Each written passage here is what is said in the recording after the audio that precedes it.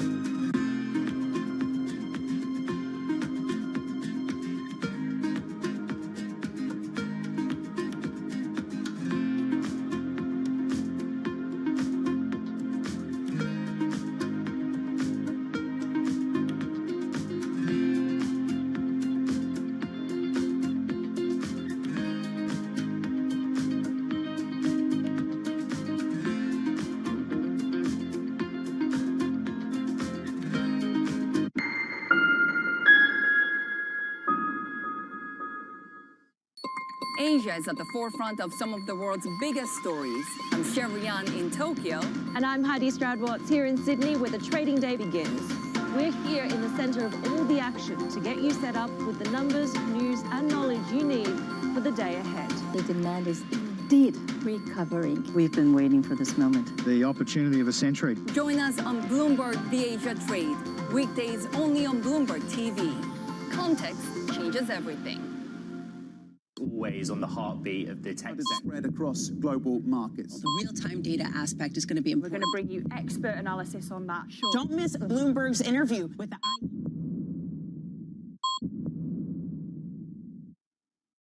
U.S. jobs numbers are released. Bloomberg has the report under surveillance with crucial data and expert analysis at terminal speed. Nobody covers Jobs Day like Bloomberg. It's the countdown to the market open as we bring you the first trades across Europe. We'll debate the most important stories and what will drive the big investment decisions throughout the morning. I'm Guy Johnson. I'm Kriti Gupta. And I'm Anna Edwards. Join us every weekday morning for the opening trade, live at 7 a.m. here in London. Only on Bloomberg. Context changes everything.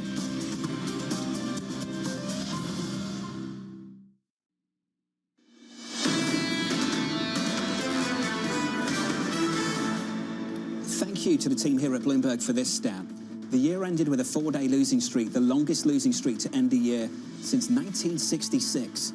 Who knew? We're bouncing back from that 4-day losing streak this morning on the S&P up by 1%, on the NASDAQ up by 1.2. We're 2 hours away from the open and bow. With your morning movers, let's cross over to Manus Cranny. Good morning, Manus. Jonathan, good morning. Happy New Year. I think 1966 was something to do with England and the World Cup, but I'll check that on the stats. Now, Nippon Steel. Anemic, 1%, relative to Tuesday's ramp higher by over 9%. There's a Hail Mary of a deal has come across the table for US Steel from Nippon Steel. We will let you decide what level of production we deliver. It really is an opportunity for Biden to consider having a veto, or the next administration having a veto, over whatever cuts in production for U.S. steel might be. Do some math. By the way, it was Derek Wallbank did this. The offer price for U.S. steel is double nickel, $55. The trading price, as you can see, is $34.33. Still a deep, deep discount, which says that the market does not believe necessarily that the $55 price tag will go through. There's a 10-year guarantee with this offer from Nippon Steel. So it's certainly one to watch as we count down. The countdown clock is running on that. Tesla, you've had a conversation with Dan Ives. We're waiting for the delivery numbers, and I think, as he said, look, 10 to 15% of this stock price is about delivery, 80 to 85% of this stock price is about autonomous driving and AI. But right now, today, we are focused on whether they can deliver over 500,000 vehicles in the fourth quarter and take them up over the line, and the promise that Elon Musk made, which was, again, a potentially beating 2023, which is 1.81 million vehicles. This stock has put on $733 billion since the election. BYD, of course, choking up another record in China. Everybody's problem, not just Tesla's problem. I'll leave you with a snapshot. It's a vicarious trade. Is it still as highly leveraged MicroStrategy to Bitcoin? That correlation is maybe just beginning to unpick a little bit. You're looking at 346% ramp in MicroStrategy 2024. Bitcoin up 121%. It's a 3-to-1 leverage ratio, but that relationship is just breaking down ever so slightly in the last month of the year. Still, the coalition of the willing, Bernstein, TD Cowen, and Barclays, have a ticket in at $546, 77% upside on this, if it continues to trade in the style that it did last year. Jonathan, good morning. Manus, good morning, and thank you. Just go back to the start of that conversation. Manus, of course, is right. 1966, for anyone who's lived in England, spent any time in England, you will have heard about 1966 because it was the last time the male football team won anything at all. Honestly, I love that that's where your mind goes. I just love that we're coming up with these sizes and scopes. The first 4-day losing streak since 1966, and of course you go to end a year. To England. And well, it speaks to sort of Santa Claus rally that just didn't happen, and the fact that people tend to feel good. And this year they didn't feel good, and why not? If you're a Brit and you see that year, 66, World Cup win, 1966. It's like 86 for the New York If you're Times. Scottish, of course, you're deeply unhappy about that, or maybe you're happy that it's been so long. If you're English, depressed, I don't know. This wasn't on my bingo card for There today. you go, so you've learned something. Yeah, I mean, Manus took us there. Oh, thank you, Manus. Manus took us there, and then he wandered out loud for it was 66, so just providing some confirmation. Thank you, right, I appreciate let's get that. some serious stories. Out of surveillance this morning, federal law enforcement is examining whether there's any link between a pedestrian attack in New Orleans and a Tesla Cybertruck explosion in Las Vegas, both occurring, Lisa, on New Year's Day. And one of the connections here, aside from just a potential suspected terrorist attack in both locations, is that both cars were rented through a car-sharing website, Turo, which I've actually used before. And I was wondering, what this potentially could mean. And you just start wondering, okay, is this something from an outside external actor because the suspect in the New Orleans attack was a U.S. citizen? What does this mean in terms of other potential threats, especially ahead of the inauguration? The kind of threats that law enforcement have been warning about and incredibly worried about, which is why some football games have had to be pushed back because of this. Yeah, the Sugar Bowl, that was postponed until today at a time when New Orleans was trying to upgrade some of their protections around the streets, but it hasn't been implemented yet. So there's sort of these questions around how do you fortify a number of regions, and my mind goes immediately to Washington, D.C. ahead of the January 20th inauguration. Yeah, for good reason. Incoming information, still incoming, of course, and when we get more headlines, we'll bring them to you in about 10 minutes' time. South Korean police searching offices and the airport where Sunday's fatal Jeju air crash happened. Separate investigations are being led by Korea's Transport Ministry in collaboration with U.S. officials and with Boeing. Just a tragic incident over the holidays. So essentially there were some thoughts that maybe this could have been a bird strike that took out an engine or both engines over the Jeju airport. A real question here around why there wasn't further deployment of some of the sort of speed reducing mechanisms that planes normally have. Still so many questions. Just such a tragedy. One of the worst, most fatal accidents you can imagine at a time where South Korea is already struggling with a whole host of of issues having to do with leadership and having to do with just what kind of security oversight they have. The team in Bloomberg News were writing about this over the holidays. Not a great year for the aviation industry through 2024. This, of course, not the only incident. Yeah, although, just to be very clear, it does not seem like this is a Boeing issue. And Sure. so this is, and the reason why I say that is because that was one of the first questions that people had, because essentially there was a question about Boeing issues, Airbus issues with the engine. This doesn't seem to be that, but you're right. And how much is this just the hangover from the pandemic and a lack of some of the personnel that were deployed? That company had a pretty awful 2024. That's for sure. Let's turn to this story. Japan's Nippon Steel is making a last-ditch appeal to win approval for its takeover of U.S. Steel. Sources now telling us here at Bloomberg that Nippon is offering veto power to the United States government over any reduction in U.S. Steel's production capacity. Is that enough to finally get this over the line? You know, one question that I have about this is, do they think that President Biden is more likely to sign off on this deal than President-elect Donald Trump? Is that why they're moving to these last-ditch efforts now, before January 7th, when President Biden has to either sign off or not? And that ultimately is a key question at a time where this is something the board wants and something the union has pushed away from. We've said this a few times over the last few months, the deal that just will not go away, and there's a new sweetener. We'll see what happens. Let's turn to energy. Russia holding its gas deliveries to Ukraine after a transit deal between the two countries expired after 5 decades. The move sending gas prices higher and keeping traders on the watch for faster withdrawals from storage inventories. Bloomberg's Will Kennedy joins us now for more. Well, welcome to the program, sir, and Happy New Year. Walk us through where this leaves Europe, not just Ukraine, where it leaves the continent in the months and years ahead.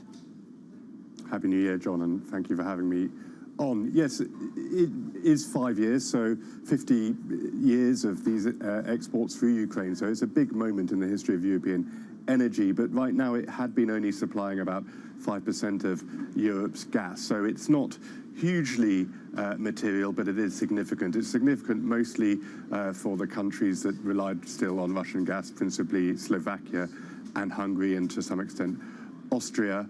But it also means that that gas will have to be replaced principally through LNG imports from the US and elsewhere, and it will just serve to further tighten the European gas market. Prices already at the highest after this news in more than a year, and while they're some way off the huge spike we saw in the aftermath of the invasion, they are painful and add to this sense that energy costs are a drag on the struggling European economy. Well, Lisa was talking about this earlier on in the programme. Looking at your work that you and the team have been doing, it doesn't look like Europe's in imminent danger of running out of fuel this winter, but there could be difficulty restocking stockpiles. Can you walk us through how difficult that might be?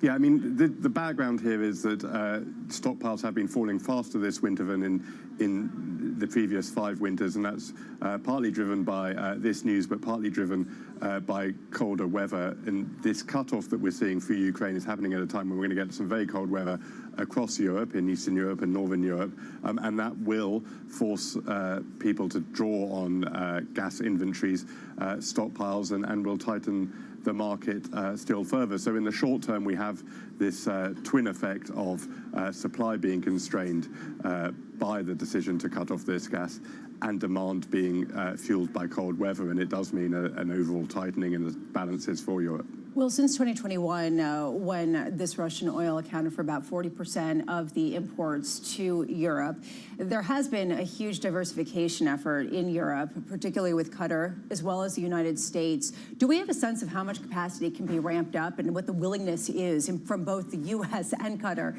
in terms of increasing some of the exports to Europe if this were to happen with respect to some sort of cold surge? Yeah, so we see both in America and Qatar, and you're right to identify, Lisa, those are the main sources that Europe can turn to for LNG imports. They are both adding supply capacity. We're seeing new projects getting built and come online in the US, notwithstanding the Biden moratorium on new projects being approved, and Qatar has a plan to expand its capacity at its giant gas field.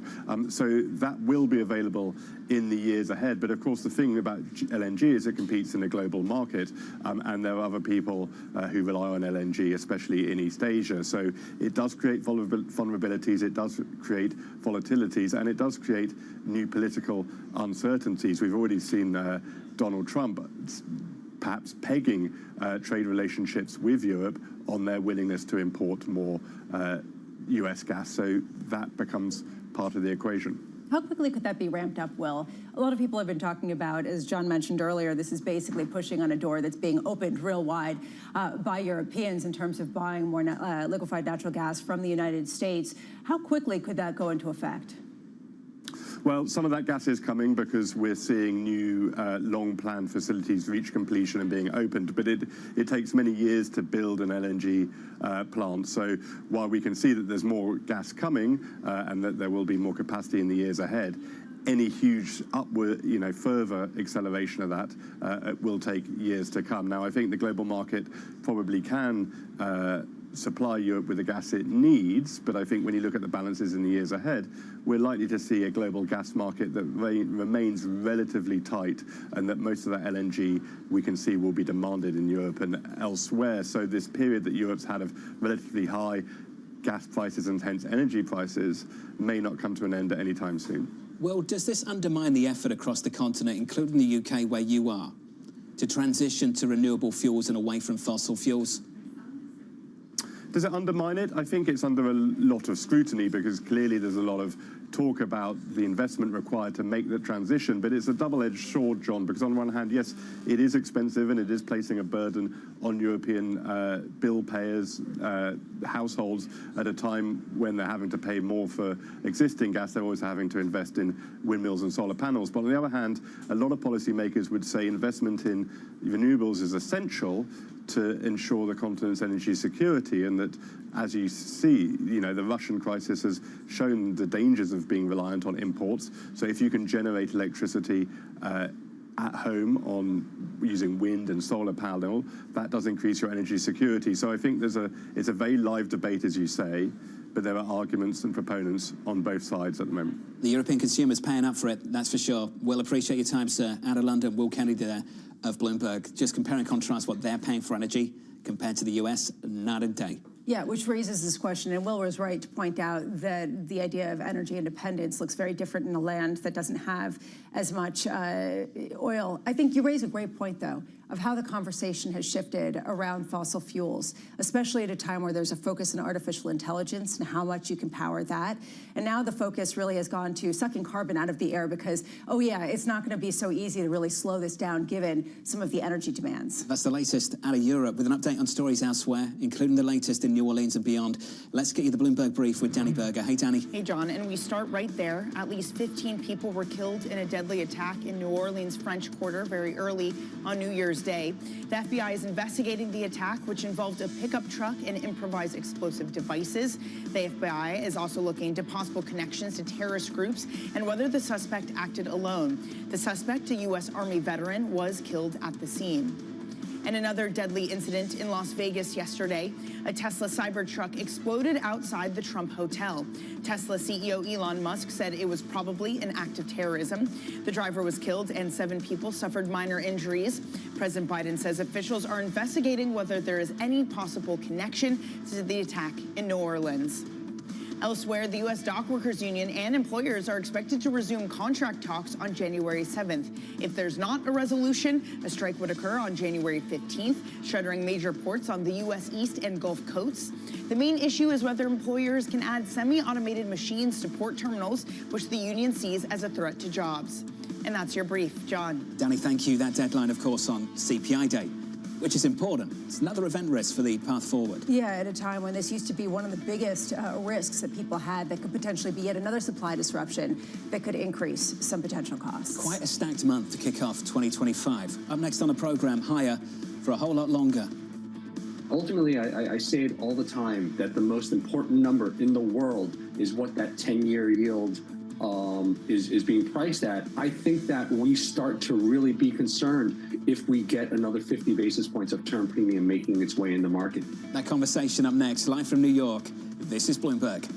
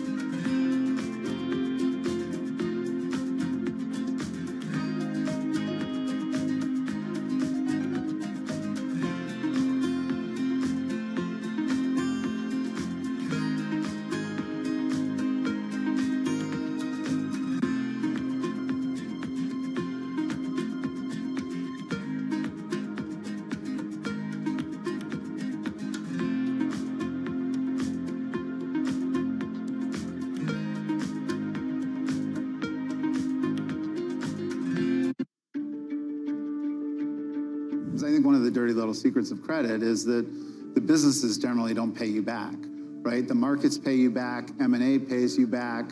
So what is the most important thing is to always make sure that the borrower is worth more than the loan. And as long as the borrower is worth more than the loan, then it might be a rocky ride, but you're going to get your money back. And this world where there's these disruptive companies that have, let's call it 100, 200, 300 million of ARR, are looking to not raise equity capital because of the fact that they raised it in 2021 or 2022, and no one really wants a down round. But there's a lot of capacity in the capital structure to have, let's call it a structured solution. We think that there's a lot of opportunity with those businesses.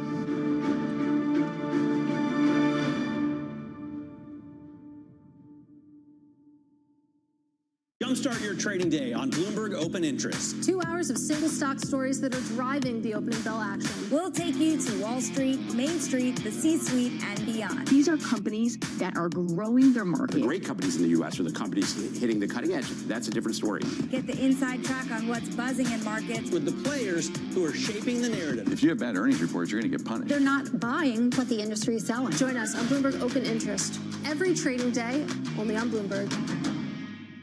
Bloomberg brings you breaking news 24 hours a day, powered by 2,900 journalists and analysts in more than 120 countries across the globe. Bloomberg Television. Context changes everything. Bloomberg loves earnings. I know it's like your Super Bowl, right? I can't wait. It's like opening presents in the morning. All right, it will be exciting. Nobody covers earnings like Bloomberg.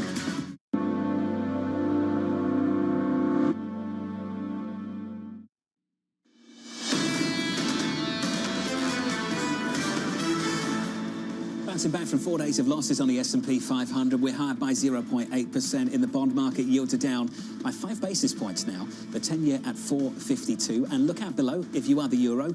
Euro dollar, 103.23. The low of the session, 103.14. And already, the weakest level for the euro going back to November 22. It's brutal out there for the Europeans. And it's two-sided. Upside surprises from the United States at the same time that you get downside surprises from Europe. It's not a good mix. More rate cuts still to come from the ECB, and a real conversation emerging at the back end of last year about whether this Federal Reserve may even need to hike interest rates over the next 12 months. Under surveillance this morning, higher for longer. Ultimately, I say it all the time that the most important number in the world is what that 10-year yield is being priced at. And really kind of the movement that you laid out over the course of the last couple of weeks is saying that there's a lot of uncertainty about that very, very important number. I think that we start to really be concerned if we get another 50 basis points of term premium making its way in the market.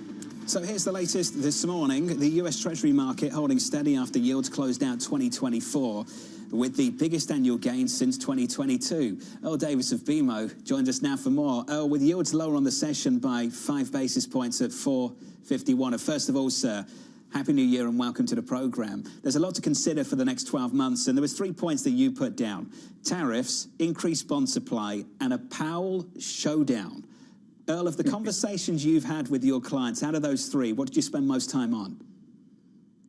Well, we definitely spend the most time on tariffs right now, but it's a big unknown, and we actually tell people tariffs right now is providing us with an opportunity to go longer fixed income. And the reason why that is all the talk about tariffs and the unknowns have increased yields to these levels to what we would deem relatively attractive levels, both on a treasury and a corporate space. So we've been using this as an opportunity to add to duration and add to credit. So let's start with treasury and then we can move to credit. Is there a specific place on the treasury curve where you feel more comfortable doing that?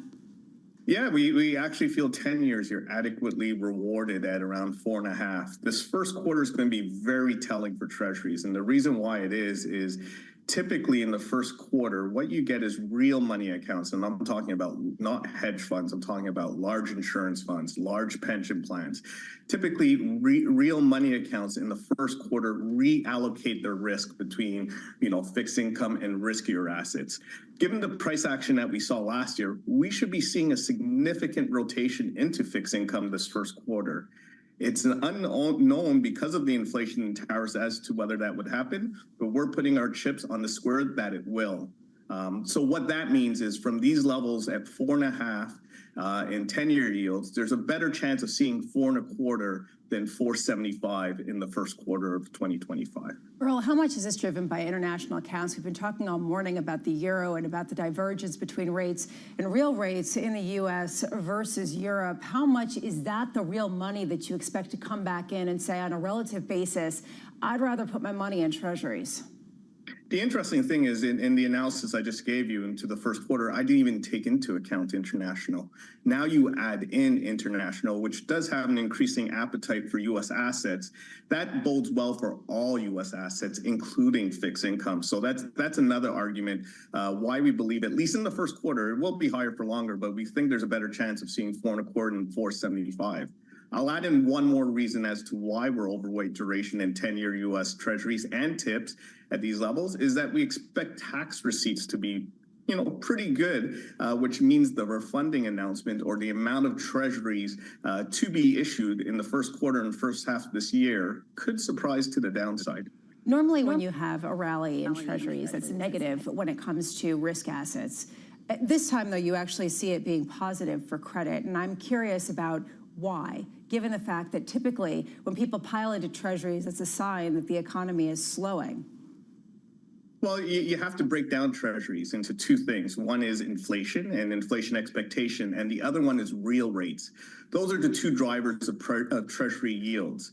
Why we think this could be good for both risk assets and fixed income, the reason why we rally to 425, where we see that, we believe 10-year tips, which is the real rate, which is approximately 220 now, could easily go down to 2% and 190.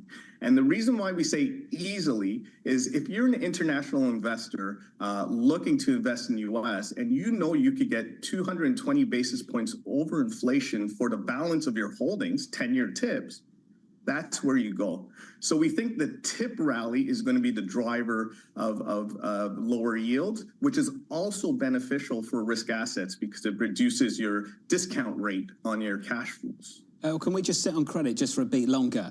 In equities, we spent a lot of time over the last month talking about negative breadth, the underperformance we'd seen beneath the surface of the market, what we're seeing on the small caps, terrible month in December after a great November. Did you see any confirmation of weakness in high yield at all? Any reason for concern?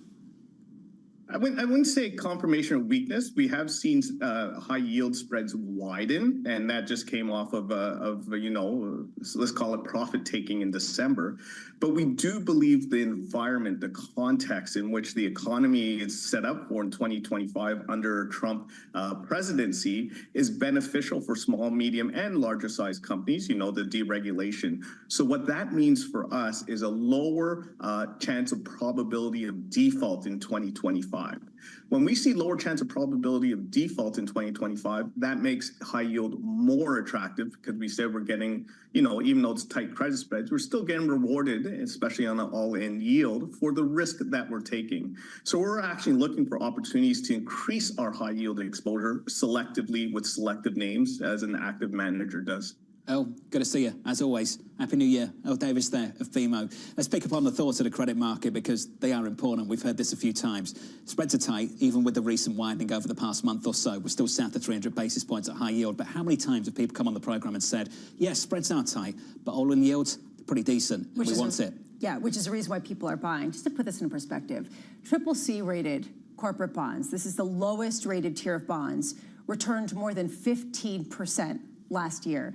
That was second only behind the S&P 500 when you start looking at returns. This has been an incredible year, but you're right. The all-in yield looks enticing at a time where some people argue the actual quality of the debt has gone up. The companies are doing okay. They've pushed out their maturity wall, and private credit has taken off some of the risk as well. That's credit, then treasuries. More likely to see 425 than 475. We're going to start the year with some buying. We're starting the year with some buying. Yields are down 5 basis points on 10s. Early days, granted, but this is the argument coming from BMO. Yeah, when you take a look at real yields right now in 10-year treasuries, when you strip out some of the inflation expectations, it's around 2.23%. That is really off the high of 2.5% reached in the past couple of years, but it's creeping up toward that high level. Some people are saying on a real basis, this looks good, especially international money, especially funds that are questioning some of the policy sequencing in the United States and risk assets. Bond yields lower across the curve this morning. I can't believe we're back. Where did the holidays go?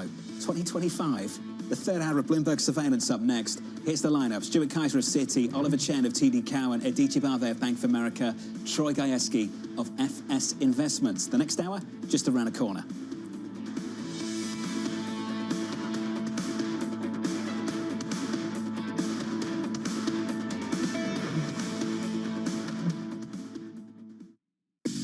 DraftKings hit a milestone in the second quarter of 2024.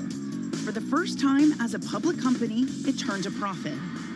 Is this a new era for DraftKings? There's an inflection from when you're cash flow negative and you're operating off of equity raises from the past to when you're self-funded and you're cash flow positive and able to control your destiny a lot more. You've had your first quarters of profitability now. Does that take pressure off? Does it increase pressure? I think it increases pressure. I mean, once you start making profits, people expect you to make more, and all of a sudden you're valued on a multiple of those profits as opposed to the theoretical what could be. So very important, I think. When you're cash flow negative, you've sold a vision of what the company should be working on, and you're very focused on working on that and delivering against that.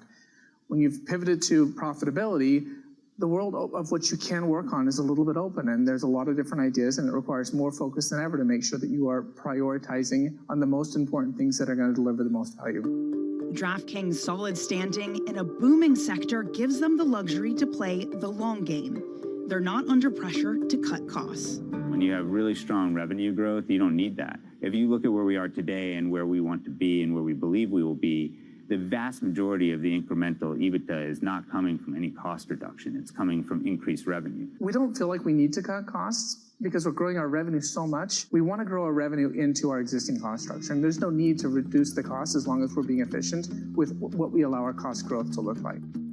Welcome to the world of decentralized finance. Massive outperformance from Bitcoin. Bloomberg is covering all things crypto, the people. The tectonic shift emanating from Washington. All we're looking for is clear rules and an ability to build in the United States. Crypto shouldn't be partisan. The transactions. Really a record-breaking moment. Crypto VC is back. And the technology. It's really the beginning of a global on-chain economy. And if America doesn't embrace it, we're going to be left behind. Bloomberg Crypto, only on Bloomberg.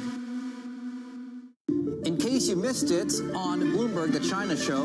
What's been the sentiment? What's been the reaction to this U.S. election outcome on the ground? They were pretty much ready for Donald Trump. There was a high expectation that he could return to the White House. We have dealt with him before, and after quite a few years, China simply is better prepared, and China, psychologically speaking, is much more prepared in dealing with him again. probably are fully prepared for Trump to impose higher tariffs on China. What's the tone as they were talking to really a global investment? Right. The openness of China, including the capital markets, Hong Kong being an international financial center will be extremely important in channeling global investors. Don't miss the China Show live every weekday.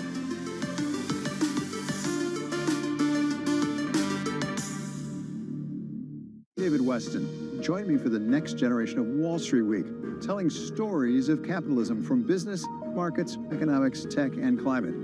Each week, we'll go on the road for a look at what lies behind the headlines of today and what will likely be the headlines tomorrow. Above all else, is emissions. Done nothing but grow immensely. To me, that's an extraordinary sign. We can be the change that we want to see. Watch the all-new Wall Street Week. More than what you need to know, it's what you need to think about.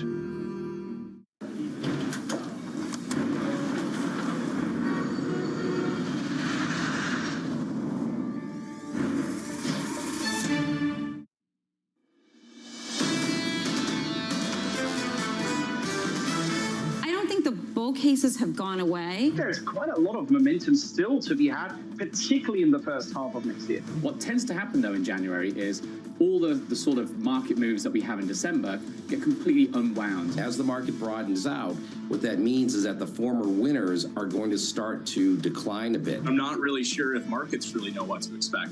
I think that creates some volatility. This is Bloomberg Surveillance with Jonathan Farrow, Lisa Abramowitz, and Anne-Marie Hordern. The third hour of Bloomberg Surveillance starts right now. Let's kick it off with the price action, with equity futures bouncing back from a 4-day losing streak on the S&P 500. We are higher across the board here. On the S&P 500, up by 0.8%. On the Nasdaq, up by a little more than 1%. Similar move on the Russell after a terrible December for the small caps, down by more than 8%. The road ahead, the month ahead, looks a little something like this. On January 10th, we get payrolls. On the 15th, CPI. On the 20th, Inauguration Day. And a week after that, we'll hear from the Federal Reserve. And this really comes down to how much can economic data overwhelm the vacuum that is what sort of Donald Trump's policy will look like in the road ahead. January 20th is really when a lot of people see the year starting, when you can understand where the priorities go. Until then, though, do we continue to see the momentum that really has supported equities to that biggest 2-year gain on the S&P 500 going back to 1998? I think straight out of the gate, we're expecting some executive action from the incoming president of the United States. Tariffs is going to be a big focus. The appetite for debt, another big one for the Republican Party. Speaker of the House, still unknown. I imagine it's going to be Johnson. The president thinks it's going to be Johnson. The guests think it's going to be Johnson. But we've seen some infighting in the Republican Party already. Where are the policy priorities to kick off 2025? And how much is this the reason why we saw that sell-off in rates? And when you talk about the underperformance of the Russell 2000, it stems directly from a backing away from U.S. government debt with this concern that maybe some of these policy prescriptions are going to be a bit, I don't want to say toxic proof, but a bit of a sort of headwind. That sounds a lot more sanitized. It's very constructive for Bramo, Well, I mean, honestly, it's hard to get too sort of against everybody because the groundswell seems to be for U.S. everything and buy everything, and everyone's happy. No one's bearish on the U.S. So, you know, I think that I have to good. sort of... Confidence is high for consumers and businesses alike. We'll see what we get, but I agree with you. It's not clear what we will actually get from the incoming administration. And whether you can have your cake and eat it too. A lot of people are talking about how big tech can keep driving U.S. equity performance, even though you do have higher neutral rates and you do have some signs that maybe the optimism has been overplayed in markets. And that is the mix that kind of feels a little bit like tension right now that needs to break one way or the other. Well, we're breaking to the upside this morning. We're up by 1% on the Nasdaq 100. Big move on the S&P 500, bouncing back on the small caps, the Russell, down by more than 8% in December. Back to back, November, best month of the year for the small caps. December, worst month of the year for the small caps. Just absolutely whipsawed in equity markets over the past 2 months. Coming up this hour, we'll catch up with Stuart Kaiser of Citi as the S&P 500 notches its second consecutive yearly gain of over 20%. Oliver Chen of TD Cowen on the retail outlook for 2025. And Aditya Bhave of Bank of America on this morning's jobs data. Jobless claims just 26 minutes away.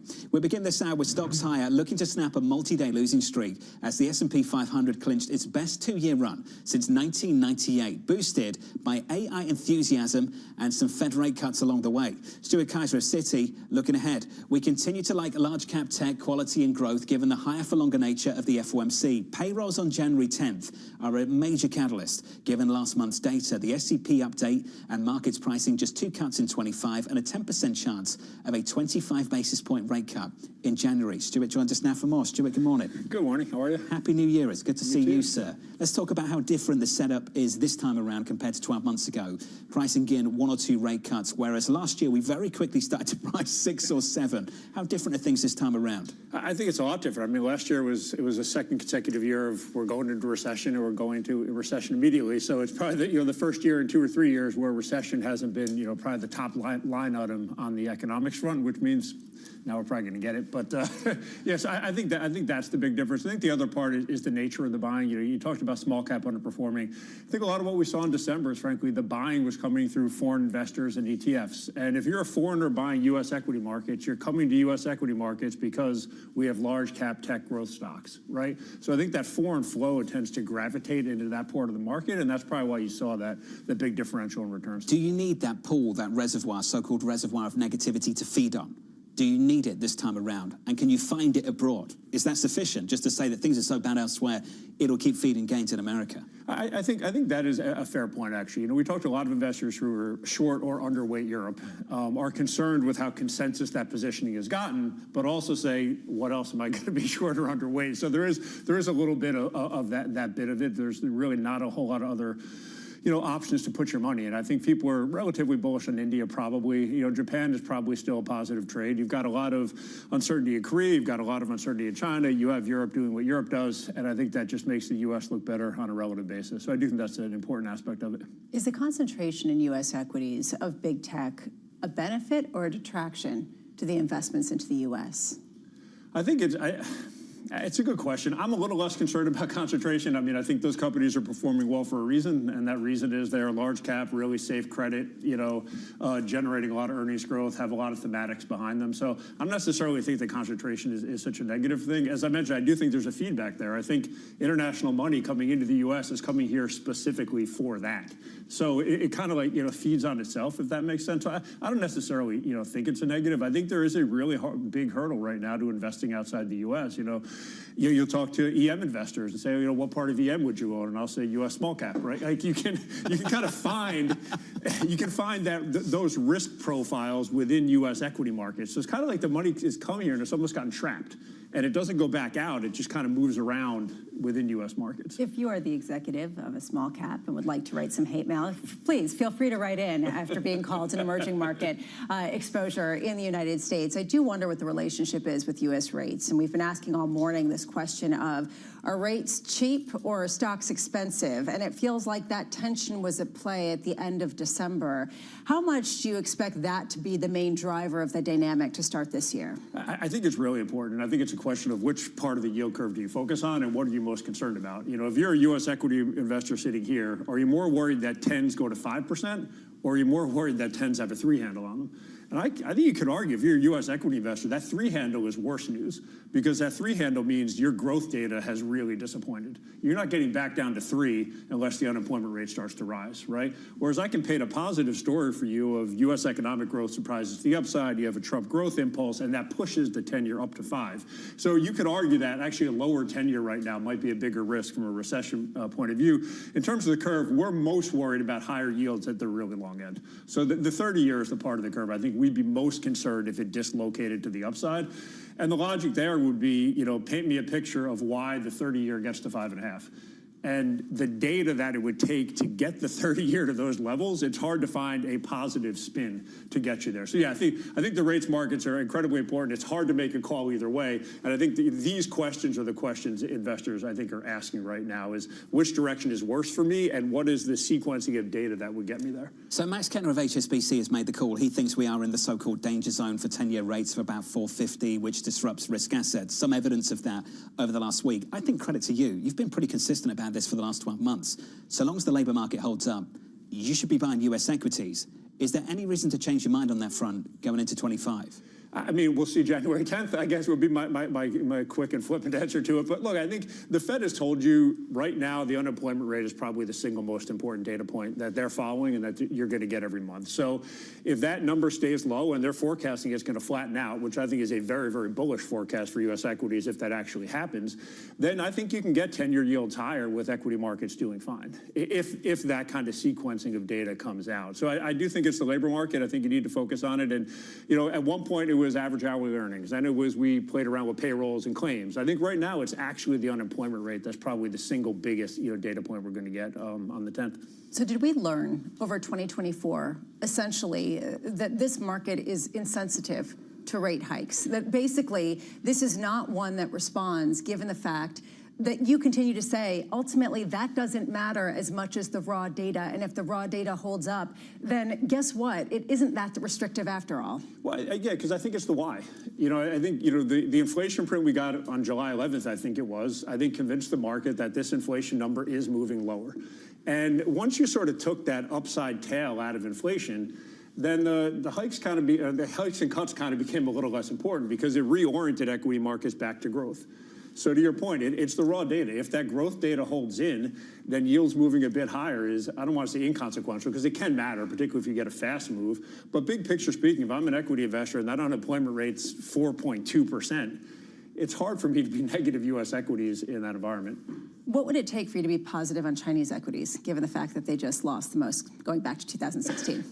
It would take quite a bit, I think, for us to be positive on it. Well, as a U.S. investor, look, our Asia guys are probably bullish on Chinese equities right now.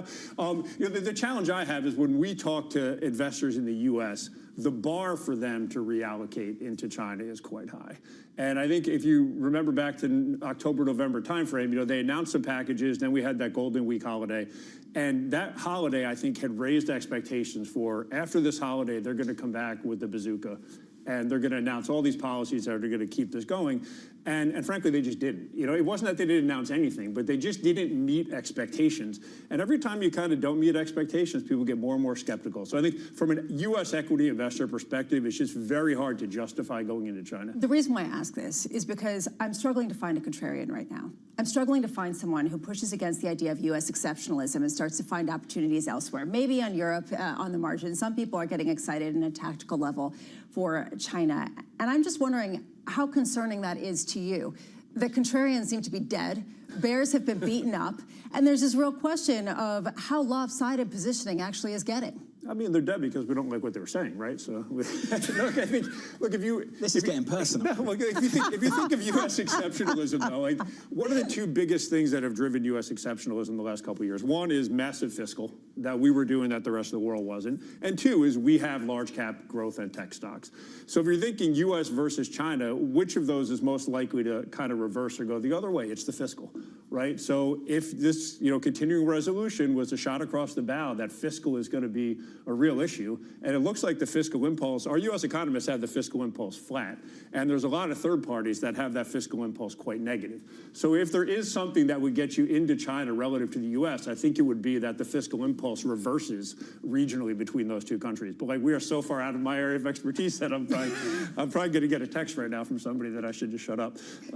It's a good save, Stu. I'll give you that. It's a good save. Stuart Kaiser there, Citi. Stu, thank you. If those of you are interested in the performance of China overnight, the CSI 300 actually closing a session down by 2.9%. The Hang Seng in Hong Kong down by more than 2. Not a great start to 25. Yeah, well, manufacturing data came out and it was pretty negative. And I was actually looking at how much the economy underperformed in 2024 in China, about how the losses tied to their property declines are greater than anything the U.S. experienced during the heart of the financial crisis in 2008 and 2009. It just raises a question. How much has this been baked in, and how much more does that have to go? To give Stuart Kaiser some credit, some more credit, just to save you from the hole you dug in on China, just take a look at the chart. Compare a Chinese 10-year yield to a US 10-year yield, and tell me which chart you'd prefer. Where would you rather be? The one with yields climbing because of a better growth impulse, or the one with yields falling off a cliff? Because one's the United States, The other's China. And people are voting, and they're voting for the United States. Stuart actually made a fantastic point, even though he did dig himself immediately into a hole, which is that ultimately it's a divergence in fiscal policy. The U.S. loosened the taps, and China has been reluctant to do so. Could that change? Unclear. In the speech that Xi Jinping gave for the new year, it didn't seem like there was a real embrace of that. You're between friends, Stu. You're lucky. It's good to see you, mate. Happy New Year. Thank you, sir. Equity futures right now on the S&P up by 0.8% with an update on stories elsewhere. With your Bloomberg brief, here's Danny Berger. Hey, Danny. Hey, John. A tragic start to the new year in New Orleans. A driver rammed a pickup truck into a crowd in the French Quarter. The FBI is investigating the attack as an act of terrorism and said it doesn't think the driver was solely responsible. At least 15 people were killed and dozens were injured in the attack. The driver was a U.S. Army veteran and was killed in a firefight with the police. Meanwhile, in Las Vegas, a Tesla Cybertruck exploded outside the Trump Hotel. Elon Musk said that the explosion was probably an act of terrorism. The driver was killed and 7 people suffered minor injuries. In a series of posts on X, Musk said that the explosion was caused by fireworks or a bomb. President Biden says that officials are investigating whether there's a connection to the attack in New Orleans.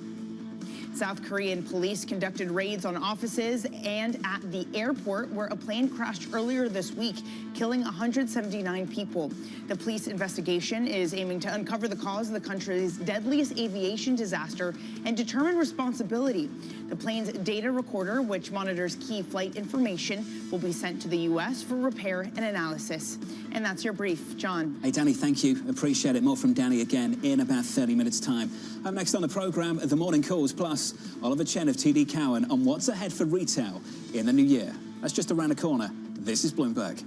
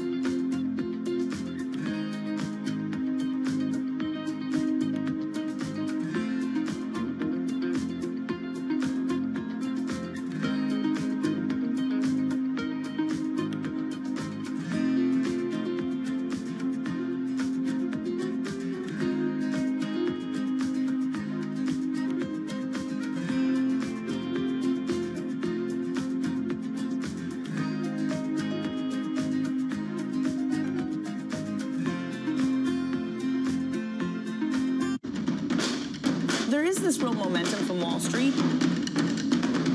We are basically deep in the European earnings season. Take a look at how we're faring when it comes to Asian markets. From our studios in New York and San Francisco, our expert hosts have the data and analysis from the companies you know and the startups to watch, plus the interviews you don't want to miss. Watch Caroline Hyde and Ed Ludlow on Bloomberg Technology, the only daily business show dedicated to tech, right in the middle of the trading action. Live every weekday, only on Bloomberg Television. Context changes everything. As we spend some time here on the broader presidential race. Let's focus in on European politics. Makes you wonder how politics might play out.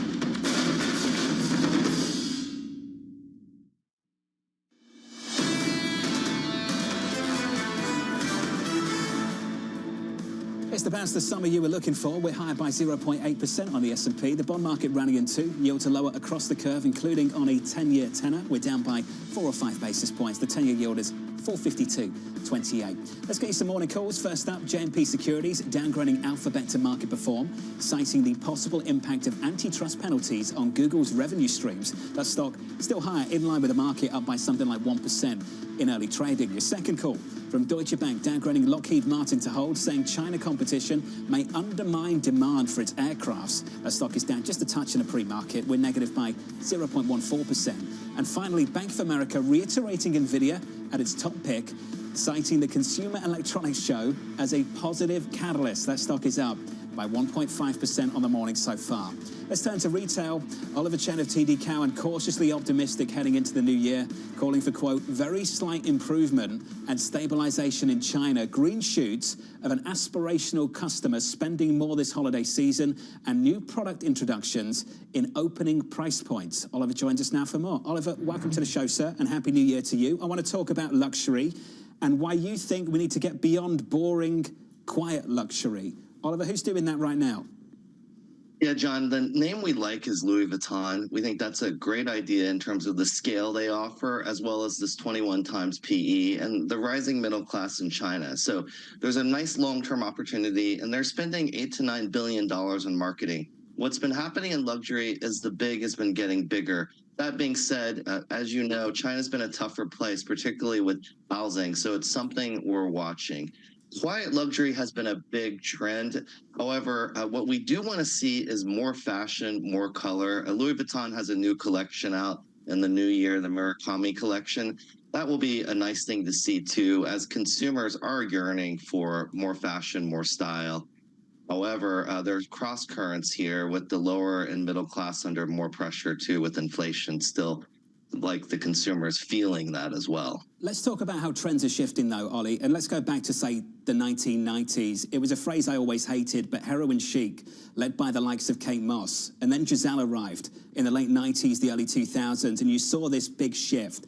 Are we witnessing that kind of shift right now in luxury?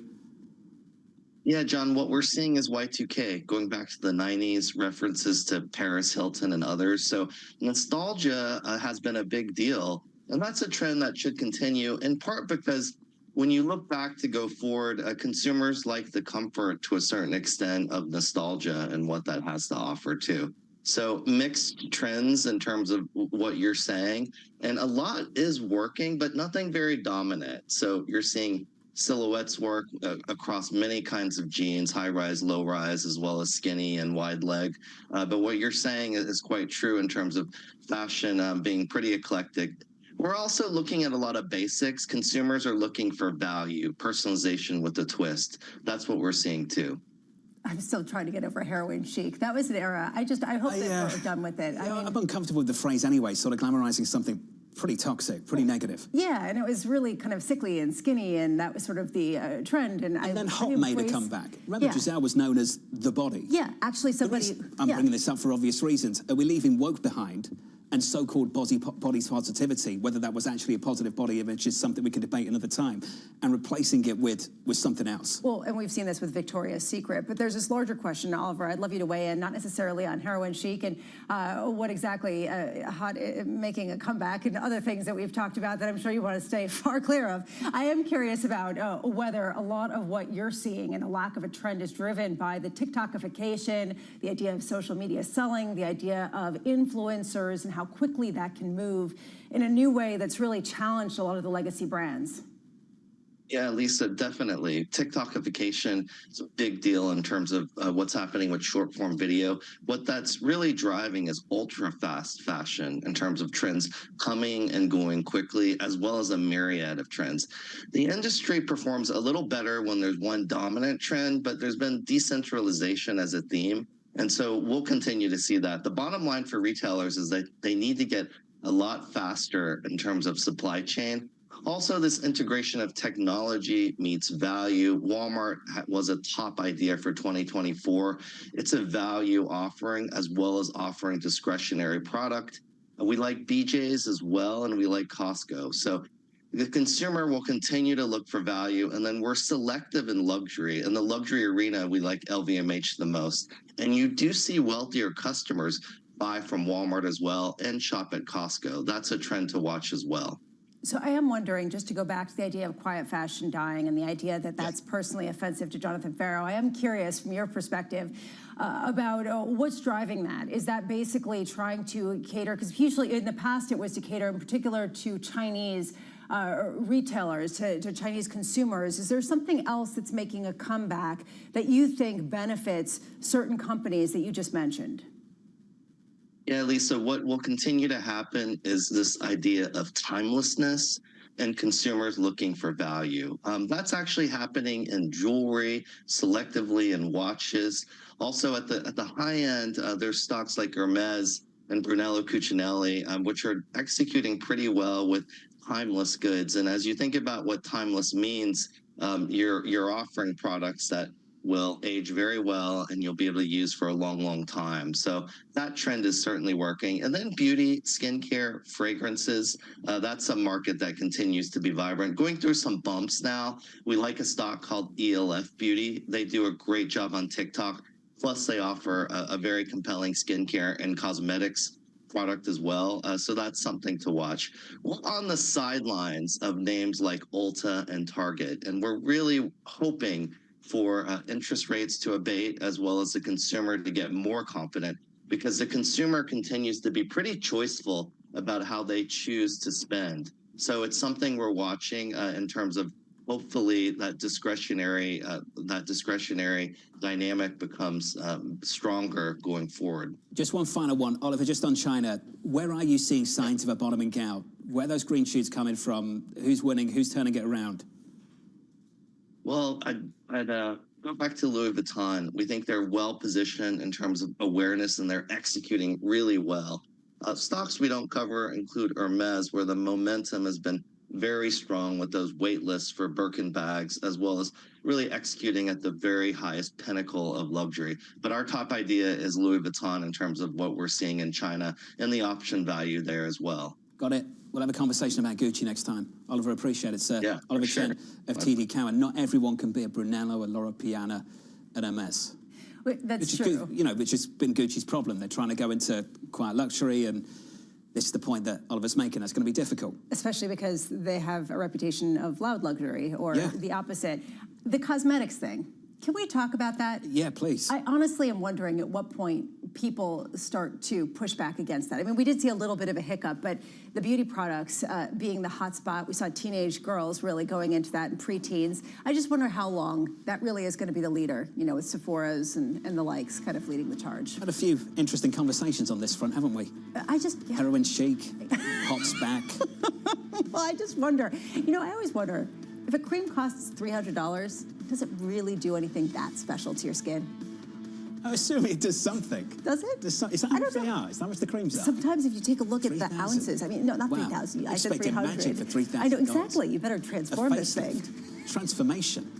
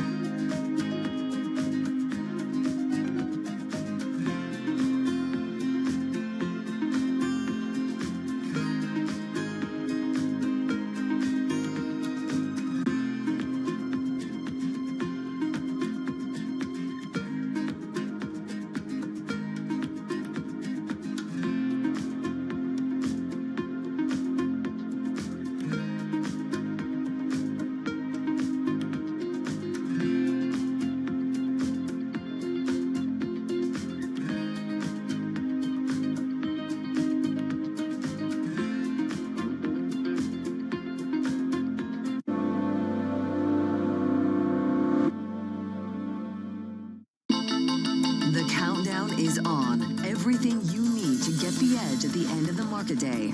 Big tech earnings kick off later this afternoon. Gilead is coming out right now. We have Take-Two numbers. Back to the markets, right? Our bread and butter. NVIDIA is one of the best stories in the tech space. That actually matters a whole lot more. It might shock some of your viewers. You're watching The Close. Get ahead of tomorrow's trading with The Close. Weekdays on Bloomberg. Context changes everything.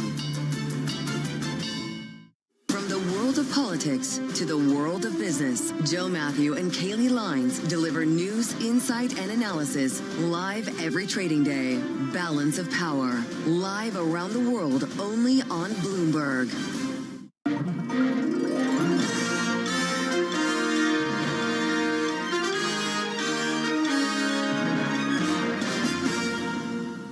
This is Bloomberg Daybreak Europe. I'm Tom McKenzie in London. These are the stories that set your agenda. Taking you from the U.S. market's close to the overnight session in Asia, we'll walk you through what you need to know to kickstart Europe's trading day. Live from our European headquarters, we bring you the day's top market-moving stories, unmatched expert analysis, and on-the-ground reporting from across the continent. Tune in to Daybreak Europe, only on Bloomberg Television. Context changes everything.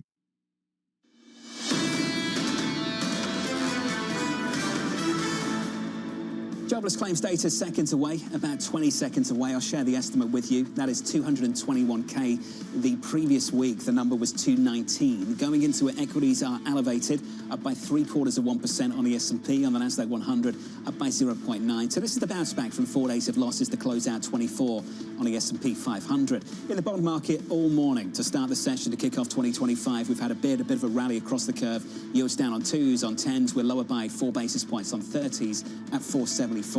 Claims just drop, and they do drop. It's a downside surprise. It's the right kind of downside surprise. Jobless claims come in at 211 against an estimate of 221. Yields still lower across the curve here, Bramo, but that is an exceptionally low jobless claims print. And when you take a look at continuing claims, they also come in below expectations of 1.84 million. That is down from the prior month. The revisions are lower when it comes to continuing claims, pretty much in line in terms of the prior week when it comes to just the weekly data. Again, this comes down to the question of how much of a head fake was that weaker than expected blip in terms of jobs figures. Do we have a sense that the U.S. economy is actually very stable without that weakness necessarily in the labor market that certainly the Federal Reserve used to be concerned about? Looking ahead to payrolls for next week, so not tomorrow, it will be next Friday on January 10th. The estimate in our survey so far, 153. The previous month, 227. Off the back of the jobless claims number we just got moments ago, it came in at 211, the estimate 221.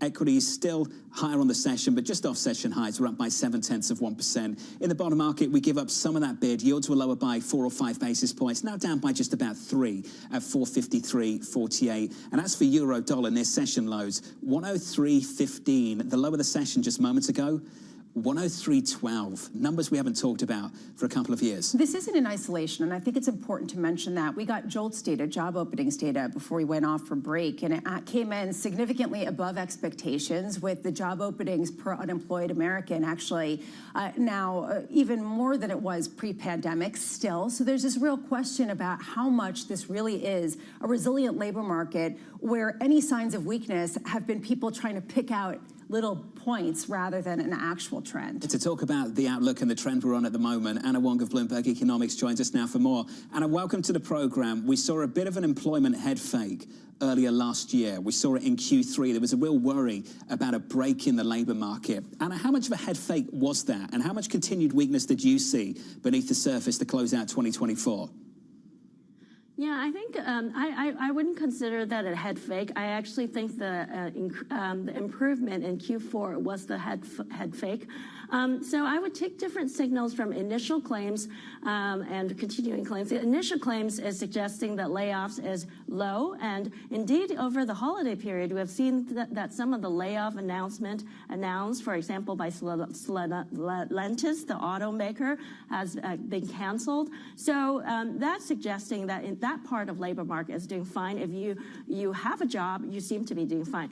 But the continuing claims, well, the average duration of the average unemployed person is actually 23.7 weeks, which is exactly at about where the average maximum duration of unemployment benefits is.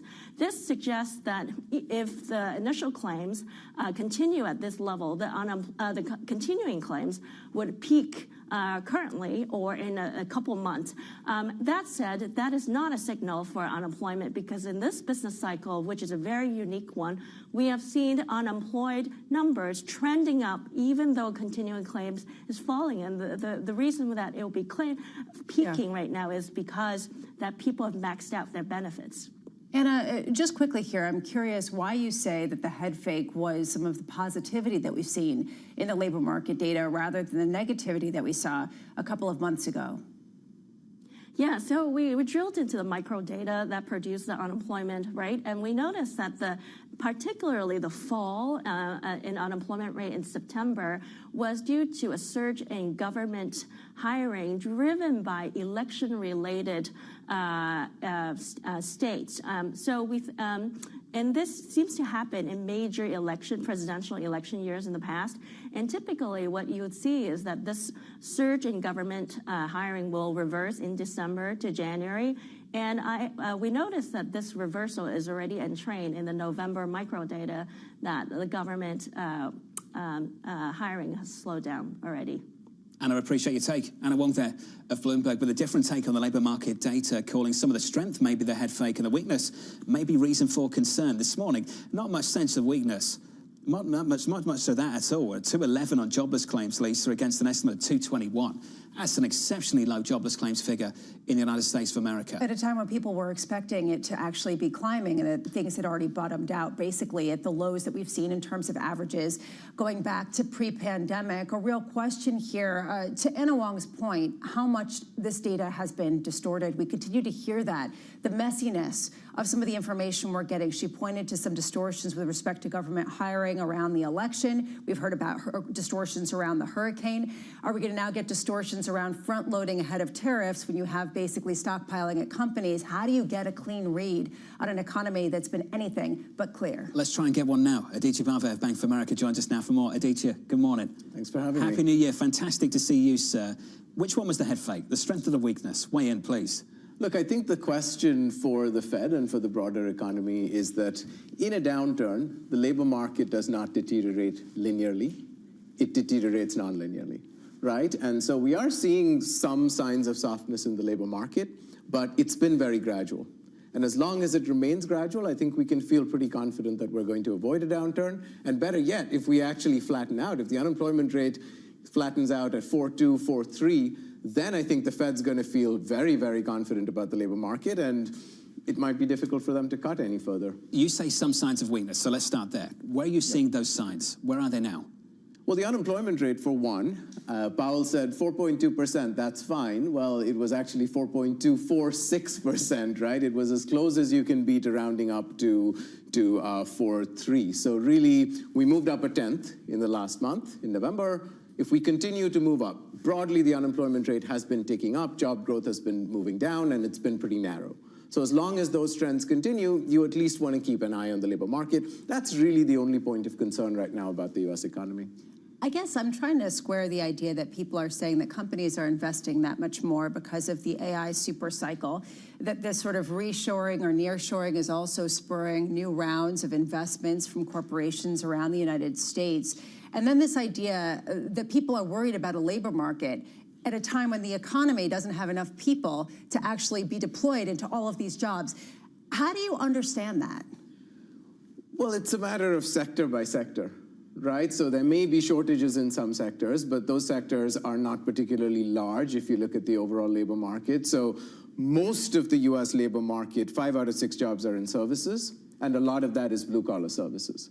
Right? So if those sectors slow down, then any potential growth from AI-related jobs isn't really going to offset that. And anyway, those jobs are relatively, higher productivity, less labor intensive. So the boost to the labor market from those jobs isn't going to be as large. And one of the big saving graces has been that in a lot of those services sectors, there's been labor hoarding, right? And that's been sort of one of the trends of last year, especially post-pandemic. Has that stopped or is that ongoing? We still think this is a low hire, low fire environment, right? That's exactly what we saw in what we're seeing in the claims data as well. So this is actually quite relevant for the upcoming jobs reports. Typically, you see significant temporary hiring, seasonal hiring in November and December, and then layoffs in January. To the extent that you don't get that sort of cycle this time around, you might see softer seasonally adjusted payrolls in November and December, and then stronger ones in January. Let's go through the Federal Reserve and the month ahead. So on the 10th, we've got payrolls, the 15th CPI, and on the 29th, we've got a Federal Reserve decision, and most people believe they'll stay unchanged. What do you expect will happen, and what would change that story between now and then? We have 2 more cuts for this year, and that's it. But the risks are very much that they do less than that rather than more. So in terms of this month, I think the bar for cutting in January is very, very high, right? You would need basically a disastrous jobs report in order for them to cut in January.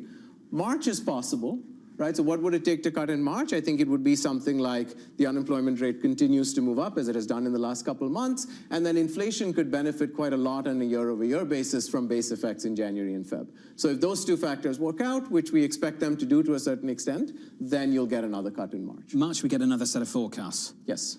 I just wonder, I want your thoughts on the previous round of forecasts, how much they've already been influenced by potential policy changes from the incoming administration, and whether the most important data point this month is January 20th and not the 10th or 15th. So Powell said that some folks accounted for policy changes, some didn't say whether they did or they didn't, and some explicitly said that they didn't, right? And I actually take him on his word on this, because I don't think even under current policy, 2.5% on core PCE inflation is a crazy forecast. I think it's entirely reasonable. Right? So as I said earlier, you can get some base effects that are helpful in Jan and Feb. From a bottom-up basis, housing inflation should come down, but that's it, right? So here's an interesting fact. Core CPI inflation ex housing has actually increased in the last year, right? So this idea that there's broad-based disinflation, yes, we're headed in the right direction, but it's actually very, very slow. So we actually have 2.8% for the end of this year on the core PCE. That, for us, accounts for potential policy changes, tariffs, fiscal policy. 2.5, you can probably get there even without policy. This raises this question of how the Fed treats the recent rise that we've seen in longer end yields, given the fact that this does tighten the mortgage market, even as inflation in other areas does continue to creep up and housing inflation is no longer the issue. Does that basically serve as an indictment of the rate cuts so far, that essentially that has allowed longer-term inflation expectations to remain stickier and kind of run counter to the Fed's goals? From our perspective, it kind of does, right? So we were surprised that they went 50 in September. We didn't think it was the right call, and we thought it was really interesting that the 10-year moved up. So the 10-year was actually higher after they did the 50 than when the markets were expecting 25. Right, so some of that you can say, okay, we priced out a policy error, but I think the other thing that's going on is that markets think the Fed has probably already done too much, and the Fed's coming around to that view as well, which is now why now the risks are that they might be done or they might be very close to being done. Alita, it's something we talked about a few times to close out last year, that their easing bias, in the minds of many, contributed to the high yields at the long end. Which is the reason why people were so alarmed by the 40 basis point move in just December alone. I'm looking right now at U.S. mortgage rates. They're climbing back up to 7%. They're at the highest level now going back to July. So you are seeing price disinflation on the margins in housing at the same time that there's now an inflation issue that's getting sticky in other areas. It shows which beast is it that the Fed wants to slay, and how do they do that with a market that's getting a little bit away from that? Things are still super expensive. You need a mortgage to spend a night in a hotel in New York City. You've seen that, Torsten Slock. $417 average rate. Record in New York. Absolutely ridiculous. We spent too much time talking about that at home. Did you? Yeah, it's sort of the average. So is that talking about, super luxury? Of course, and then these others, what would the median be? What do you get? What you get is a lot less than anywhere else in the whole world, especially in London. I am aware of that, but yeah, it's pretty crazy. We'll get some more data for you. Aditya, it's good to see you, sir. Thank you. Aditya Barber there, Bank of America. That stat, of course, came from Apollo's Torsten Slock. Torsten also said this, for those of you interested in markets, recent inflation readings show signs that the decline in inflation has stalled. This is what Aditya was kind of giving a nod to. And there is a risk of re-acceleration. For investors, the risk of a repeat of 2022, where the 60-40 portfolio underperformed significantly. Joining us now is Troy Gajewski of FS Investments. Troy, welcome to the show, sir, and Happy New Year. I'd love your take on the risk for 2025, according to Apollo's Thorsten Slog. Do you agree with that? A repeat of 22, what's the likelihood? Well, first of all, again, Happy New Year. Good to see you and Lisa again. I think from Thorsten's point of view, he's more accurate on the bond side than the equity side, and that when we look at asset classes going into this year, it's more than likely that the trend remains your friend in equities. We're not going to get the same amount of multiple expansion. There's certainly question marks about whether margins can expand to the same degree that's being priced in the S&P, but it's more than likely we have another reasonably strong year in equities. On the fixed income side, though, and I know we've talked about this a lot the last 6 to 9 months, we still see a lot of challenges, right? You have the sustained inflationary impact that you discussed. You have the fact that the Fed's already arguably cut too much, which is steepening up the yield curve. Then you have limitless supply. And by limitless, I mean, think about it. For the next 10 years, we're going to be issuing 7 to 7.5% of all the treasuries that have ever been issued in history that are held by the public. And it's really questionable who the buyers will be. So when we think of challenges to 60-40, we see a much bigger challenge on the fixed income side, with the acknowledgement that clearly if inflation picks back up, which we don't expect, by the way, dramatically, that could lead to multiple compression on the equity side. Troy, why isn't that a challenge, though? Just to see high yields above 450, pushing 5%, why doesn't that constrain returns in, say, equities? Yeah, well, so again, I think if you think of the reasons for why there should be less multiple expansion this year, despite the fact that we still have 4.7% more money supply, despite the fact that the flow or new supply of equities has remained negative for quite some time, as expected to, you have, as you know, in this cycle, the key driver of corrections has been higher yields in the back end of the curve, right? So that's clearly a risk. That being said, we had higher yields throughout last year, and we still had a record year in equities. So we hear the argument that higher yields can restrain equity gains and certainly cause corrections. But if you think of the forward outlook, particularly in growth stocks, the fundamentals are still very, very robust. So we'd expect another strong year, just not to the same extent of 2023 or 2024.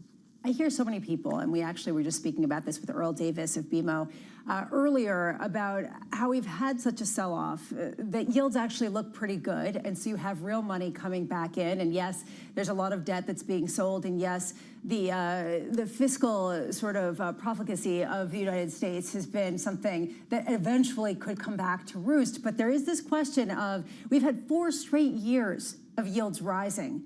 How are we going to get a fifth if that's the first time we've seen that happen since the 1980s and inflation is coming down? How are we going to get a fifth? I think a lot of people said that coming into last year. How are we going to get a fourth? So I think looking at history can be informative at times. You compare market cycles. But I think when you look at the straight facts of the situation, we've only finally gotten a normally sloped yield curve, meaning 10-year yield is finally slightly higher than Fed funds. That's an abnormal situation, particularly when you have an economy that continues to be as robust as is today. Remember, we are a service economy. We are no longer a manufacturing economy, which is, I think, the biggest confusing point. So if you think of yields, we're not saying that it's a 0% probability that the back end of the curve goes lower. You would just need a material slowdown in the U.S. economy, which doesn't look apparent. I mean, even if we get spending cuts for the government, you're still looking at two minimum of 2% real GDP growth, more like 2.5 to 3 next year. So saying it's we're not going to get a fifth year because we already had a fourth year is probably not the greatest analysis. That being said, again, if you go to where yields probably will settle over the next several years, you know, the Fed will gradually bring the front end lower, albeit at a slower pace. We've always thought, you know, a 10-year minus Fed funds at 2% makes a lot of sense from a value standpoint, because then you'll finally have roll down the curve, much higher yields, lower duration risk. So until we get there, I just think you have to live with the fact that it's going to be a messy bond market for quite some time. Troy, that was actually the highest sophistication I could possibly come up with in terms of 4 straight years of yields rising. How can we get a fifth? I do wonder, what's your top bet for 2025? What's that again, Lisa? What's your top bet for 2025? What's your highest conviction trade? Yeah, so it depends on the strategy. I mean, we're really pulled up on middle market private equity. When you think of the landscape, you've had roughly 6 to 7 times the revenue growth of the Russell 2000 for the past several years. You have tremendous potential for being kind of a picks and shovels play on some of the AI boom in certain positions. You have reasonably valuations much lower than the Russell, for instance, much lower than the S&P. And we're starting to see M&A come back, acquisition activity. We do expect the IPO market to come back. So when we look at the fundamental setup and the valuation setup, you know, we articulate middle market private equity as the definition of growth at a reasonable price. You're getting growth, but you're not paying out the nose for it like you are in public equities. We're really excited about that. And then the private credit side, you know, it's really interesting because we've been in this higher for longer, stronger for longer environment. And even though the Fed is cut by 1% so far, we're still going to have higher base rates really as far as the eye can see. And because the economy stayed relatively robust, default rates should stay really, really benign. So, you know, investors in private credit should enjoy higher for longer in terms of income without a hangover of defaults, which is always the risk that you run whether you're investing in public or private credit. Part of the reason why Apollo Global Management was up by something like 77% through last year. Troy, good to hear from you, sir. It's good to see you. Troy Gajewski there of FS Investments. Thank you. Looking ahead to 2025. Yeah, a real kind of question about how we deal with the mess that he sees in the Treasury market. We've heard this for so long, right? That how are people going to buy all of these treasuries? It's the reason why some people focus on auctions very closely. And that we hear Earl Davis talking about how there is no alternative for people internationally and domestically. So it really is setting up an interesting tension as we head into the new year. 10-year notes on the 8th, just looking at the calendar. Thank you. The 9th for 30-year bonds. All right. I'm looking at the same calendar. Who's this? Who's this? No, I'm here to support you. We're a team. Aren't we? What are you laughing for? Yeah, no, I agree with you. It's just that, you know, please take the helm with respect to bond auctions. I'm always looking at the calendar, Bramo. Doing it just for you. Let's give you an update on stories elsewhere this morning. Here's your Bloomberg Brief with Danny Berger. Hey, Danny. Hey, John. At least 15 people were killed in a deadly attack in New Orleans' French Quarter very early on New Year's Day. The FBI is investigating the attack, which involved a pickup truck and improvised explosive devices. The FBI is also looking into possible connections to terrorist groups and whether the suspect acted alone. The suspect, a U.S. Army veteran, was killed at the scene. And in Las Vegas, a Tesla Cybertruck exploded outside the Trump Hotel. Elon Musk says the explosion was probably an act of terrorism. The driver was killed and 7 people suffered minor injuries. In a series of posts on X, Musk said the explosion was caused by fireworks or a bomb. President Biden says officials are investigating whether there's a connection to the attack in New Orleans. Elsewhere, New Jersey asked a federal judge to block New York from moving forward with its congestion plan. The move comes after a federal judge largely rejected New Jersey's challenge. The congestion pricing program would charge $9 for drivers entering Manhattan Central Business District during peak hours, starting this weekend. The plan was designed to reduce traffic and pollution while raising money for the city's subways, buses, and commuter rails. And that's your brief, John. Hey, Danny, thanks for this morning. Thank you. One of those occasions where you needed the Bramo cam as Danny was going through that last story. Want to share any thoughts? I'm going to get into trouble, but I'll share them anyway. That basically, you know, New Jersey's going to sue to stop New York's congestion pricing to raise money for New York. That New Jersey benefits from being in New York, but they don't want their residents to have to pay more, and so that they have lower taxes. I'm just saying. Okay. I just think that. Have you reached out to Governor Murphy personally? Yeah, sure. Up next on the programme, setting you up for the week ahead. We'll get you some movers going into the opening bell. The opening bell about 38 minutes away.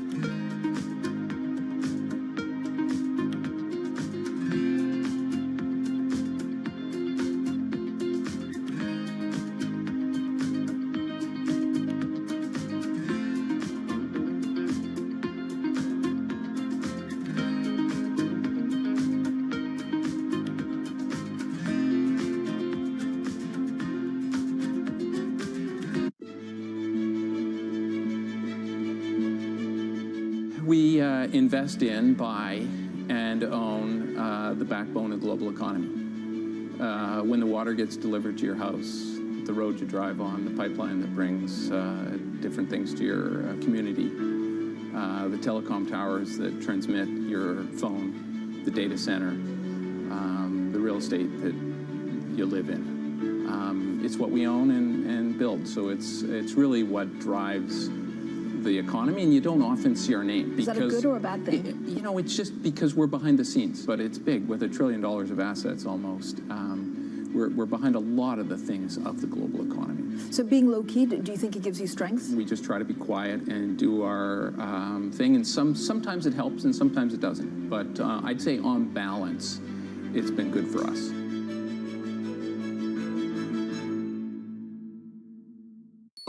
Asia is at the forefront of some of the world's biggest stories. I'm Sherrian in Tokyo. And I'm Heidi Stroud-Watts here in Sydney, where the trading day begins. We're here in the center of all the action to get you set up with the numbers, news, and knowledge you need for the day ahead. The demand is indeed recovering. We've been waiting for this moment. The opportunity of a century. Join us on Bloomberg The Asia Trade. Weekdays only on Bloomberg TV. Context changes everything.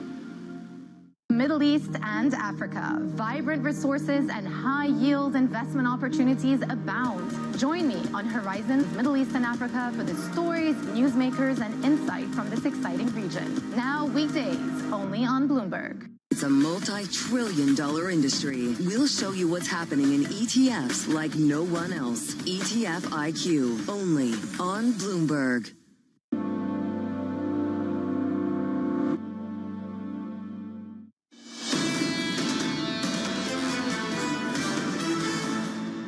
Equities bouncing back from 4 days of losses on the S&P, higher by 0.75% with some morning movers. Here's Manus Cranny. Hey, Manus. Jonathan, good morning. We'll kick it off with US Steel, rallied by 9.5% as we went into the new year. Nippon Steel put one last offer across the table. You, the government, can decide what production cuts we do in the next 10 years. Stock is bid. It's still trading below the original offer price of double nickel, $55. Roll along, Tesla.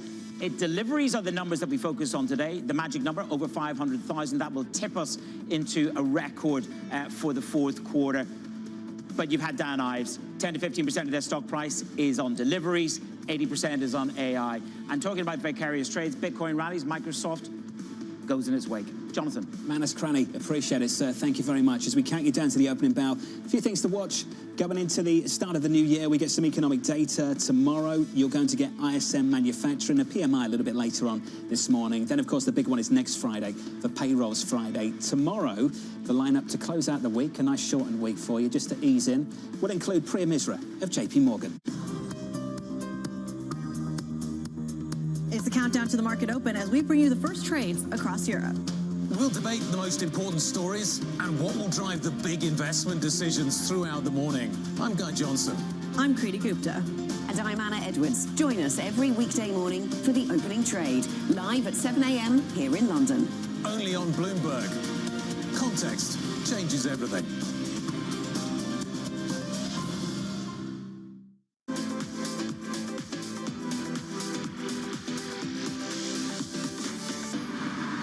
In 2000, post-Napster, generally everybody wrote off the recorded music industry, including the investment community. And I didn't mind that chapter because then I got left alone. And actually, I think out of that period, we started to create better art because the pressure wasn't on from the technology to be the most powerful chapter. And then iTunes came in, and iTunes, to Apple's credit, did have a boutique taste mentality about the store, which meant that I think they understood. I can tell you from that period that the artists that came through were of a very high quality because it was encouraged to be boutique. Now, ironically, this chapter has made us more money times 5 than the iTunes chapter and the post-Napster chapter. But an algorithm tells you what you want, not what you might like. And there's a difference between what you want, but with streaming, the downside is you have incredible penetration, and we have hundreds of millions of people around the world, and so that has been very lucrative as a business.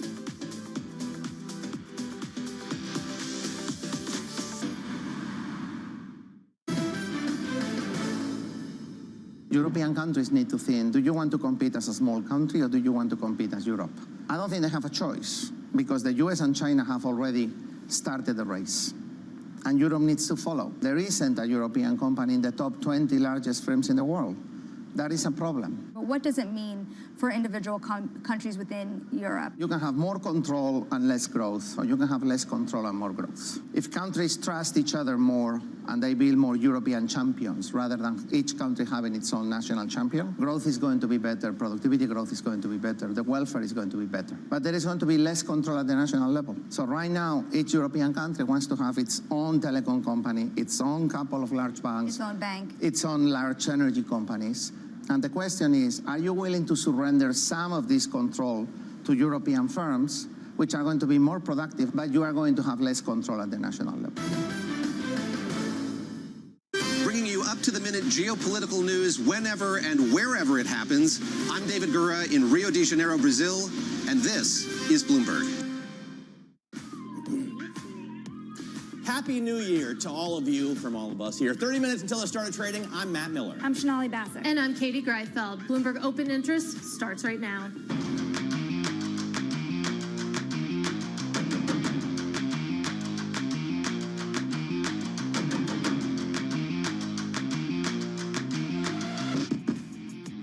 Coming up, a new year rebound. Stocks are kicking off 2025 with tech leading futures higher after a 4-day slump. One stock that's in focus is Tesla, the EV maker, gaining ahead of a critical report that may show quarterly deliveries hit a new record but failed to exceed last year's total. And it's not just Tesla. Bloomberg Intelligence has a list of 50 companies worth watching in the year ahead. We'll highlight just a few. That and more coming up. Let's take a look at where markets are trading on your first trading day of 2025. Green across the board right now. Of course, we had a brutal finish to 2024. Wouldn't know it by looking at the movement today. You can see the S&P 500 of about 0.7% before the bells ring. The NASDAQ 100, similar story here. Big tech with a slight lead, though. The NASDAQ 100 of about 0.8%. The bond market, a bid coming into the long end. Of course, we were knocking on the door of 4.6%, maybe talking about 4.7%. Today, though, you can see we're down another 2 basis points at just about 4.55%, Matt. I'm going to pick up right there where you left off because this could be a problem. This is the 10-year in white for stocks, also for the Fed. In red, you see the Fed funds target rate, and as the Fed cuts, the 10-year has risen. That could really be an issue for the rally going forward. Up against that 4.5% danger zone. That's my favorite chart of the year, I think, Matt. It's going to lead to a lot of good discussions. So far this year. So far this year. There's going to be much more ahead, I know. Some stocks we're watching, as Matt was talking about, Tesla down 1% pre-market. Tesla delivered 495,000 vehicles in the most recent quarter. We expected 512,000. CEO Elon Musk has predicted 20 to 30% sales growth in 2025. We're going to talk a lot more about that, but Tesla below that $400 per share level right now. Also looking at crypto-linked stocks, looking at MicroStrategy on the rise, 2.7% pre-market. It's rising alongside Bitcoin to start the year. Bitcoin is not back above that $100,000 level, though. Also watching Top Golf, Callaway shares surging. Jefferies upgraded the stock to buy from hold, saying it appears oversold amid robust tailwinds. Actually golfing more this year, Matt, is one of my resolutions. All right, well, that's fantastic. As I ride Harley-Davidson motorcycles with your husband, you can be out on the golf course. I'm going to take a look. She's not married. I don't know why I said husband. I'm going to take a look right now, just again, at Tesla deliveries because they missed expectations for the quarter, and that means that Tesla delivered fewer cars in 2024 than it did in 2023. So we're looking at fewer than 500,000 deliveries, 495,570. The estimate was for 512,277, and they would have had to post 515,000 to beat last year's record. That's the thing. Even if they had met expectations, it wouldn't be enough to see growth in 2024. And you can see that disappointment in the stock of Tesla shares, down about 3% or so right now. Of course, it had been higher pre-market in anticipation. That's just one of the stocks we're watching because it is the first trading day of 2024. You think about the last week. I blissfully have been on vacation. I know you guys have been in. Seasonality didn't work in December. Of course, we were down in the month. And brutal, 2.5%. Yeah, typically you would expect to see a little bit more. January, we'll see if seasonality can be our friend, because typically it's a pretty good month for the S&P 500. Well, one big problem also is the fact that in December, you lacked a lot of breadth. We saw into December a lot of investors looking at broadening out in terms of the trades they made. The S&P equal weight really lagged in December. And then you had this note by BTIG that I had been watching also. Interestingly enough, less than 60% of the S&P 500 was above the 200-day daily moving average. That was the weakest reading since late 2023, and that divergence, they believe, could lead to some issues early in the year in terms of stock market performance. All right, well, let's put these questions to Lisa Shallett. She joins us now, Morgan Stanley Wealth Management Chief Investment Officer. Happy New Year to you, Lisa. Thanks. Happy New Year. So much for joining us. Let's talk first about the big miss. I mean, as everybody got norovirus in December, traders sold off the index to the tune of 2.5%. Typically, it rises 1% in December, at least over the past 25 or 30 years. Why did Santa Claus not show up, and is it a bad omen for 2025? Well, I think it may be too soon to call it a bad omen, but I'm not particularly surprised that, during the month of December, as folks were looking forward to 2025, they, saw it with some skepticism. And the reason I say that is if you think about what earnings have actually done over the last 2 years, S&P 500 earnings have actually only grown at about 7 to 8%. And yet the forecast over the next 2 years is that we're going to triple that growth rate and increase earnings per share for the index about 25 to 26%. And so I think folks are starting to realize that 2025, when it comes to earnings, is a show me year. And that some of these expectations that are built into these ebullient stock prices may just be too ambitious. I like that. So 2025, it's a show me year for earnings. Talk about what that means for big tech specifically, because even with that broadening out that we were hoping for, that we saw fall apart in December, this is a big tech driven market. And many are saying that that's what we're going to see again in 2025. What does the earnings picture look like specifically when you focus on that industry? Yeah, when we look at the tech names, what folks, I think may have slipped their minds a little bit is remembering that big tech had a big earnings recession, actually, at the end of 2022. And that earnings recession set up some very easy comparisons over the last 12 months that allowed big tech companies to put up just spectacular year-over-year earnings growth numbers. In 2025, we think things are going to normalize, and that while big tech may lead the charge in terms of earnings growth, that earnings growth is only going to be about 15 to 18% when you look at the Mag 7. And so that deceleration in growth may surprise some of the, the diehards who are betting on these very high double-digit earnings numbers. Lisa, I think the other problem here is when you look at the Magnificent Seven and the more than 66% rise they had last year, I want to pull up a component chart on just how much these firms have diverged. You had NVIDIA up 171%, but Microsoft lagged even the S&P 500, was only up about 12% last year. So even within the Magnificent Seven, you are not seeing knockout returns all over the place. How much does even that divergence make a difference, given that NVIDIA comprised so much of the returns for the broader index as well as the Mag 7? Yeah, I think you bring up a fantastic point, because we are getting to a part of the cycle where differences in individual company exposures is really going to make a difference. Whether we're talking about different exposures to the AI growth story itself, whether we're talking about exposure to antitrust risks. More recently, we've had to talk about exposure to a very strong dollar. These are all issues that I think are going to start differentiating between and among the Mag 7, and this idea that they as a group can trade together and lead the market may falter in 2025. Lisa, Daniel Morris from BNP Paribas was on Bloomberg Television this morning. He said even if we don't get the 20% earnings growth for NASDAQ that some analysts might suggest, even if it's only 15, markets will do well. Is it possible that we can continue to gain, at these multiples, even with an earnings miss? So I think this is where the key to 2025 is going to come in. I think it's about having realistic expectations and picking stocks, as opposed to just, looking at the passive index. I think that there are handfuls of stocks and multiple handfuls of stocks in the quote-unquote 493 or the non-Mag 7 who are valued realistically, who have realistic earnings expectations and can be expected to generate a good 7 to 10% returns in 2025 because they have the opportunity to actually surprise expectations on the upside. I think what we have to watch out for is where some of the disappointments may be, and our best guess is that the disappointments are going to land in the places where some of the enthusiasm has been most robust.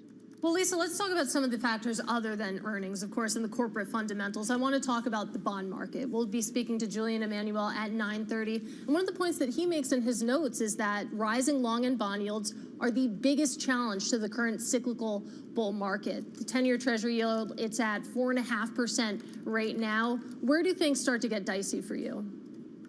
I think we're right on the margin of it. Again, I think we've seen it in the last 3 weeks. The weakness in December, in large part, I think can be attributed both to this, Q4 83 basis point move in 10-year yields, as well as, the shift in Fed guidance with regard to their expectations for only 2 cuts next year.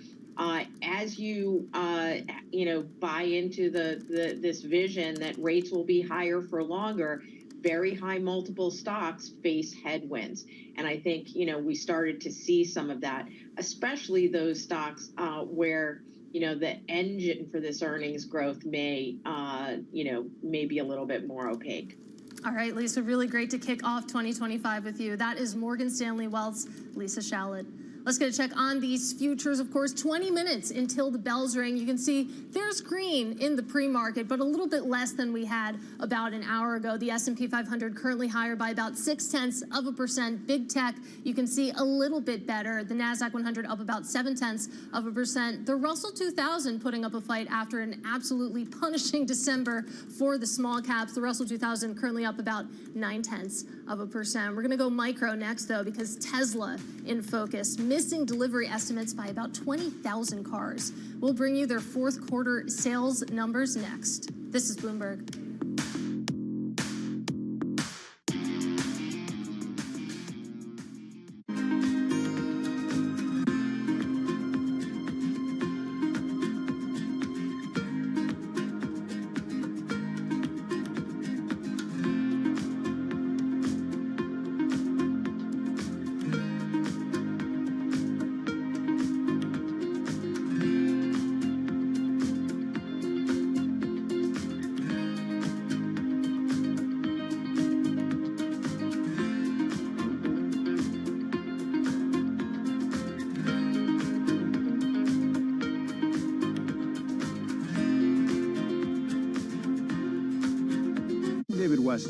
Join me for the next generation of Wall Street Week, telling stories of capitalism from business, markets, economics, tech, and climate. Each week, we'll go on the road for a look at what lies behind the headlines of today and what will likely be the headlines tomorrow. Above all else, it's a mission. It's done nothing but grow immensely. To me, that's an extraordinary sign. We can be the change that we want to see. Watch the all-new Wall Street Week. More than what you need to know, it's what you need to think about.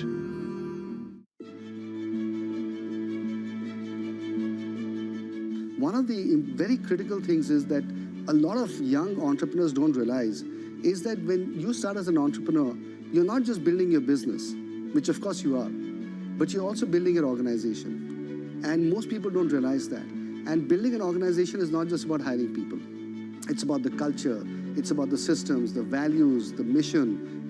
It's about how you operate, how you do things, how you retain people, how you keep them motivated. So it's all of those things put together. And over time, you realize that, a lot of effort has to go into it. And then eventually you have an organization that has a life of its own. It's sometimes you look at it and you marvel and you think about, how was this created? And was I the person that was behind getting this thing done?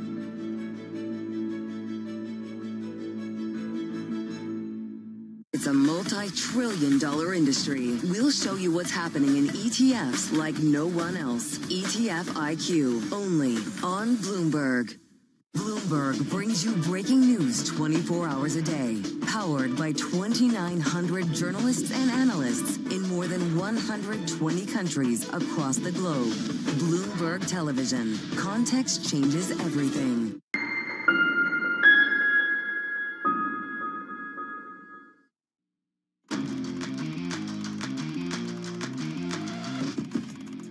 Getting out of high interest, look at what's making headlines around the world. A gruesome attack on revelers celebrating New Year's Eve in New Orleans is putting U.S. domestic security back into the spotlight just weeks before Donald Trump is sworn in as president. The tragedy killed at least 15 people. It injured dozens more.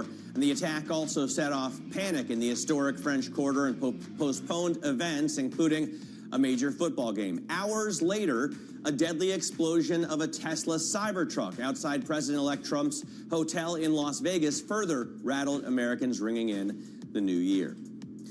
Morgan Stanley, Citi, and Bank America are the latest lenders to leave the Net Zero Banking Alliance, a global climate group.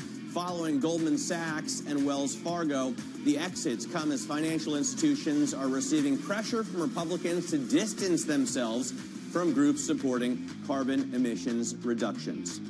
And the luxury Swiss watch brand Rolex is raising prices by as much as 8% on some of its most popular models after gold values surged last year. Rolex typically raises prices once a year on January 1st. Price increases can be indicative of the demand for premium luxury products, the cost of materials, as well as inflation. Last year, Rolex raised prices by only about 4%.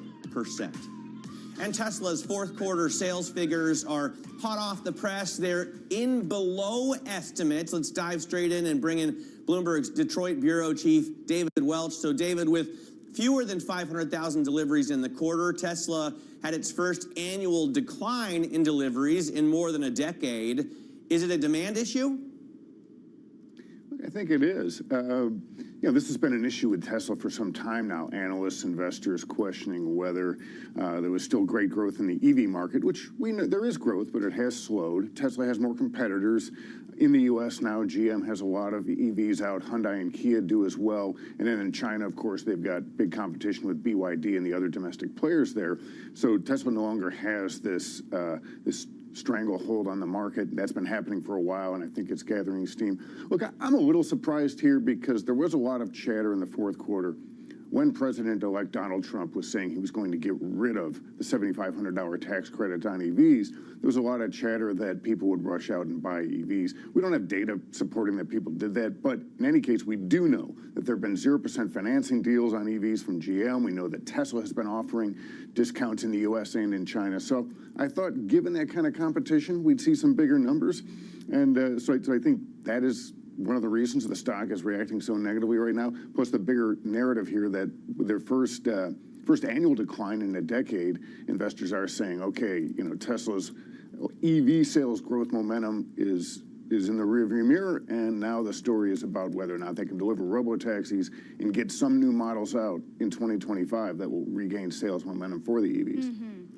David, if this were any other car company, I would say, okay, what they sell would be the number one kind of thing you look at, the profits they make on that. But you look at Tesla's run-up after November 5th, and it has been quite staggering. You saw the stock hit almost 480 by the middle of December, but it's sold off since a little bit. It's still above that November high.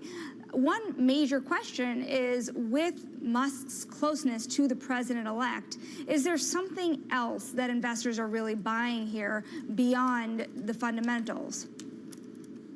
There's a story we broke, I think it was late November, that one of the Trump administration's priorities will be to have federal standards for autonomous vehicles, which you don't have right now, which means it's very difficult to have a vehicle, an autonomous vehicle with no pedals, no steering wheel, no human controls, and that's something that the cyber cab is supposed to have. And General Motors had given up on that idea because it was tough to get that through. So I think investors are looking at Elon wanting to turn Tesla into an AI robo-taxi company, and maybe the Trump administration can clear the way for that. I think there's also sort of baked in here an assumption that whatever it takes to give Tesla an easier road to sell electric vehicles, whether it's preserving tax credits, which Trump doesn't want to do, or getting rid of them because that would make life tougher for the new competitors in the U.S., Elon will get because he's close to Trump. I think that's what's going on here is investors figured, okay, he's close to Trump, he's going to get what he needs for robotaxis, for EVs, and that gives him a lot of space to fly. But he still has to sell cars, so here we are. We think about some of the competition, especially from Chinese automakers, particularly from BYD. BYD has seen a lot of momentum with plug-in hybrids specifically, and I've asked this question to Ed Ludlow, and he shouted me down, but could we ever see a Tesla hybrid, or is this always going to be a pure-play EV company? Ooh. Oh, I think it's always spicy, going to be a huh? pure-play EV Thanks, company. Matt Miller. I don't look. They don't have engine operations, transmission. That's a huge set of factories and things they would need to do it. They'd have to change their assembly. They could probably partner with someone and do it if they wanted to. But it's just not in their brand to have anything with carbon emissions, and that's what's been their selling point all along. It's just. I don't think it's going to happen. Could be wrong, but like Tesla is the EV company, and I think that's where they're going to stay. I hadn't even thought of it, but I think it was a provocative question.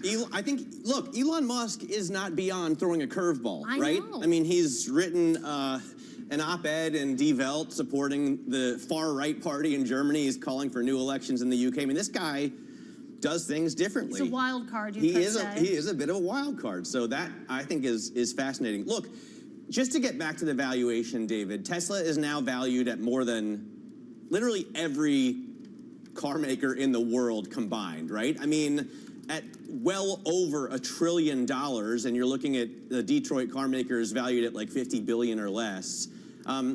What is it you think that investors are betting on here? Is it AI? Is it autonomous, taxis? Is it a robot? What justifies that kind of valuation? Well, look, someone over the weekend actually sent me a note saying this has to be the easiest short there is. And look, I'm not going to give anybody stock buying advice. A lot of people have lost money betting against Elon Musk.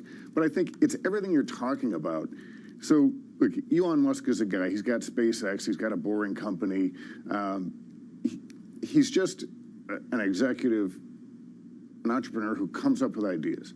And they don't always work. They're often late to market. But I think investors are just betting on, okay, if Elon says he's going to make an AI company with robots and with self-driving vehicles, it might not happen in 2026, which he's targeted, but it will happen. And he's great at keeping a narrative going, but he does deliver a lot when it comes to technology. He always has a growth story, and investors are looking at him more as a Steve Jobs type of character than just a good auto executive. And so he's got stories to tell that the big older car companies don't have. They're all slugging it out to gain a little bit of market share here and there, selling automobiles, and he's doing a lot of other things. So look, Waymo, which is Google's autonomous vehicle company, they haven't gone public, but I think there'd be a lot of interest there. People see that as a real growth business.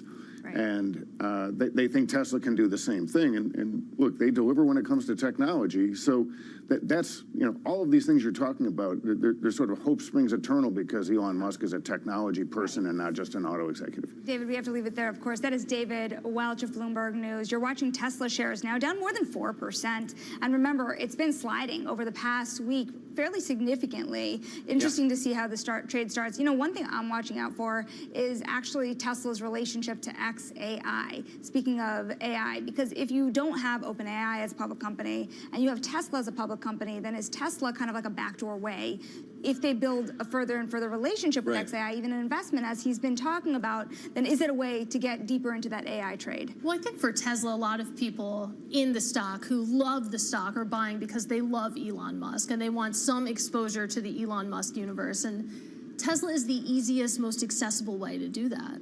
And you talk about that often on your podcast with Matt Levine. What's that called? It's called Money Stuff, The just Money like the Stuff column. podcast. I will just point out that a buddy of mine last month, Alex Roy, drove a Tesla in full self-driving mode across the country. That's so he brave man. He had a With lot of cannonball time. run, and as he did that, driving from New York to California, he only charged for 6 hours. He only needed 6 hours of downtime to charge, which I is wish I got fascinating. that all on video. Matt, we gotta leave it. Tesla, among the companies Bloomberg Intelligence says are worth watching in the year ahead. We'll highlight a few more later this hour. This is Bloomberg.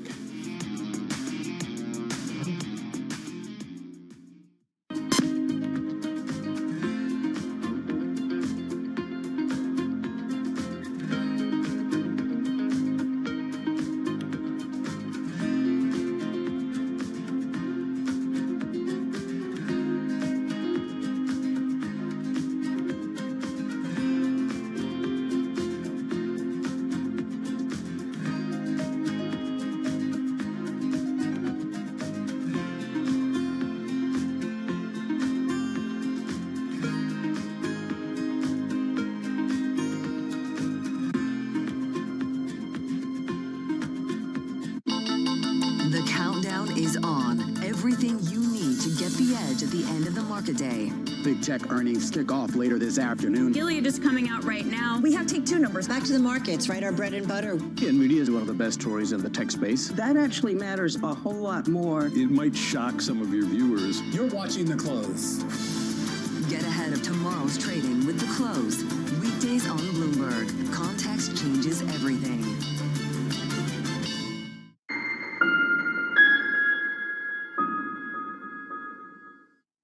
Get your fixed income fix. Watch Bloomberg Real Yield around the world right here on Bloomberg. Context changes everything. Middle East and Africa. Vibrant resources and high-yield investment opportunities abound. Join me on Horizons Middle East and Africa for the stories, newsmakers, and insight from this exciting region. Now weekdays, only on Bloomberg. Morning, this is Bloomberg Daybreak Europe. I'm Tom McKenzie in London. These are the stories that set your agenda. Taking you from the U.S. market's close to the overnight session in Asia, we'll walk you through what you need to know to kickstart Europe's trading day. Live from our European headquarters, we bring you the day's top market-moving stories, unmatched expert analysis, and on-the-ground reporting from across the continent. Tune in to Daybreak Europe, only on Bloomberg Television. Context changes everything.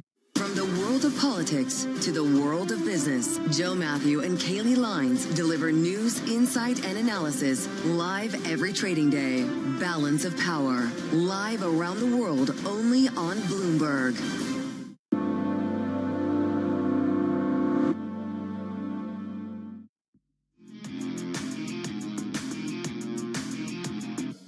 On a $100,000 margin loan,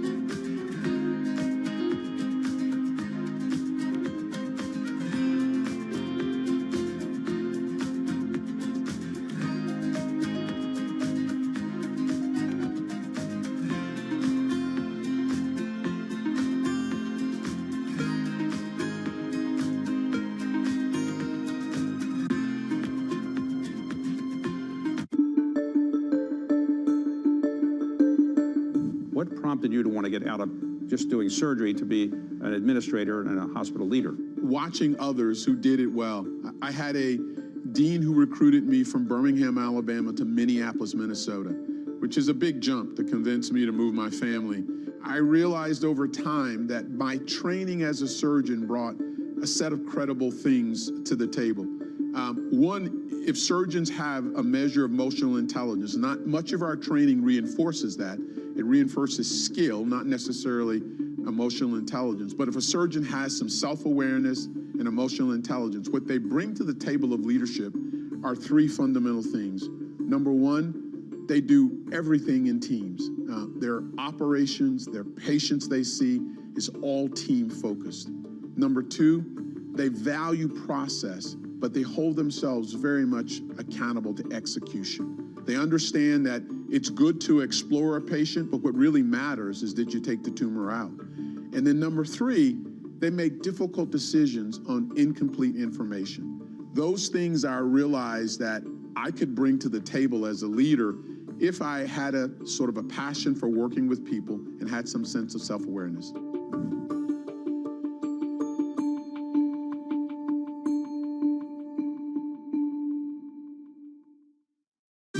Good morning. This is Bloomberg Surveillance. Welcome back to the opening trade. This is Bloomberg Technology. This is the Asia trade. This is Wall Street Week. Welcome to Balance of Power. This is Bloomberg Television. U.S. jobs numbers are released. Bloomberg has the report under surveillance with crucial data and expert analysis at terminal speed. Nobody covers Jobs Day like Bloomberg.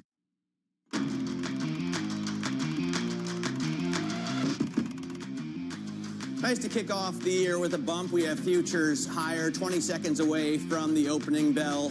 This is Bloomberg Open Interest. I'm Matt Miller. You can see futures up 0.5% on the S&P, about 0.6% on the NASDAQ. Russell 2000 futures up the most, with small caps rallying about 0.9%, at least on the index level. You hear the opening bells there. The New York Stock Exchange, you've got the American Red Cross ringing the opening bell to kick off the new year. Down at the NASDAQ market site, you've got New Era Helium. I think they also do natural gas deliveries, but fascinating company there. In terms of the averages, we had a very tough December, down 2.5% for the month. We were down the last 4 days in a row to, I think, 58.81 to close out 2024. Katie Greifeld, what are we doing for the first trading day of 2025? Yeah, all that bad news, that was last year. Let's take a look at the board right now on your first trading day of 2025. And I have a lot to talk about right now. The S&P 500, the NASDAQ 100, your small caps all green right now. Of course, we're taking a look at a 0.5% gain when it comes to the big benchmarks, as Matt said. We had been looking at bigger gains pre-market, but still a healthy start to the new year. You take a look at the small caps. The Russell 2000 was down 8.4% in December alone, so it makes sense you're seeing a little bit of a bounce right now. The Russell 2000 up about 0.8%. Meanwhile, you take a look under the hood. We do have some bad news, and that's coming from Tesla, reporting 495,000 deliveries in the most recent quarter. That was well below the expectations of 512,000, and annual vehicle sales actually dropped for the first time in more than a decade. Now remember, CEO Elon Musk, he's predicted 20 to 30% sales growth in 2025. Many analysts expect that this forecast is a little bit too aggressive given all the headwinds facing EV sales, and you certainly see a lot of pessimism in the stock right now. Tesla down about 4.2%, Shonali. I'm also looking at some things in the green here, Katie, because we have crypto-related stocks really rising this morning. MicroStrategy among them, up 3.3% as the market opens. You have Bitcoin still below that $100,000 level. It hit roughly $107,000 at the end of last year. But with it back on the rise, MicroStrategy, remember this week, had said that it had bought Bitcoin for the 8th consecutive week. You have to watch next week for that 9th week. Riot Platforms also up nearly 4% as the market opens, Matt. All right, also watching Topgolf, Callaway, those shares rising on an upgrade from Jefferies. Topgolf is now a buy there as the stock appears oversold. Jefferies said, and U.S. golf activity is likely to pick up from 2024.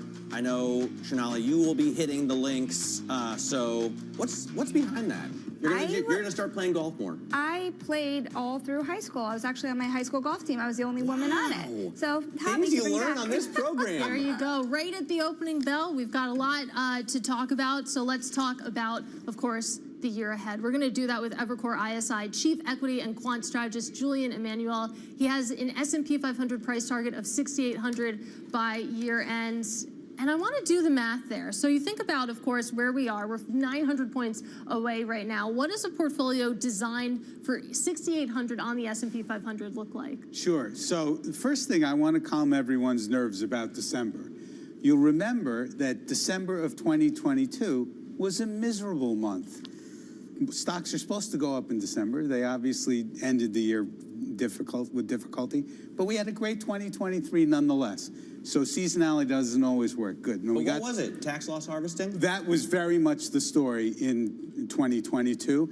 And frankly, when you think about things like small caps, it was tax loss harvesting again this year. It's just that the year was so positive that people were caught up in the psychology of this momentum. But it didn't end kind of the story of the Magnificent Seven here. And you get into 2025, you saw a sell-off in a lot of those names going into the end of last year, and then you have Tesla this morning delivering with a disappointment. How much does it matter if you see any of those seven start to lag, especially when you consider that Tesla was the third best performer of those seven last year? So I'm going to tie that question into what Katie just asked about what you need to own for this year. And actually this morning is informative, is that stock, which has been leading the charge certainly since the election, coming off, it really started coming off about a week and a half ago, is typical of the high flyers having a more difficult start of a year after you've been up that much.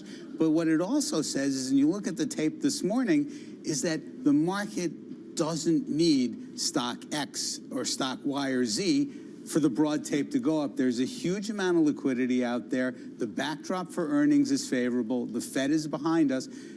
Long term, we think the bull market leaders in general, infotech, communication services, consumer discretionary, the names that are leveraged to the AI revolution will lead in 2025. But we also like small caps because they're going to work in the beginning of the year.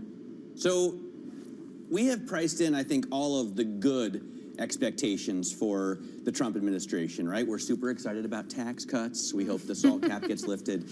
And deregulation is, on top of everyone's mind. But people seem to be pushing away the idea that we're going to get massive tariffs causing a trade war, or that we're going to get these mass deportations. And everybody was holding those signs, right? At the RNC, like that was the crux of the campaign. So if you do get those two latter events, does that hurt the momentum that we've seen on the stock market? It certainly can. There's no question about it. Look, our policy people have been very clear about their view that, tariffs and immigration are likely a net drag on GDP and are likely a net boost to inflation. That's not a great mix. But the thing that we've learned since the election is that the bond market is the ultimate disciplinary tool. Okay, and so from our point of view, and part of the reason we've had this volatility at the end of the year is because coming out of the Fed, we got beyond that 4.5% 10-year yield, where over the last 2.5 years has proven difficult for stocks. The bond market is going to discipline, in our view, the extent to which policy is going to be able to be implemented.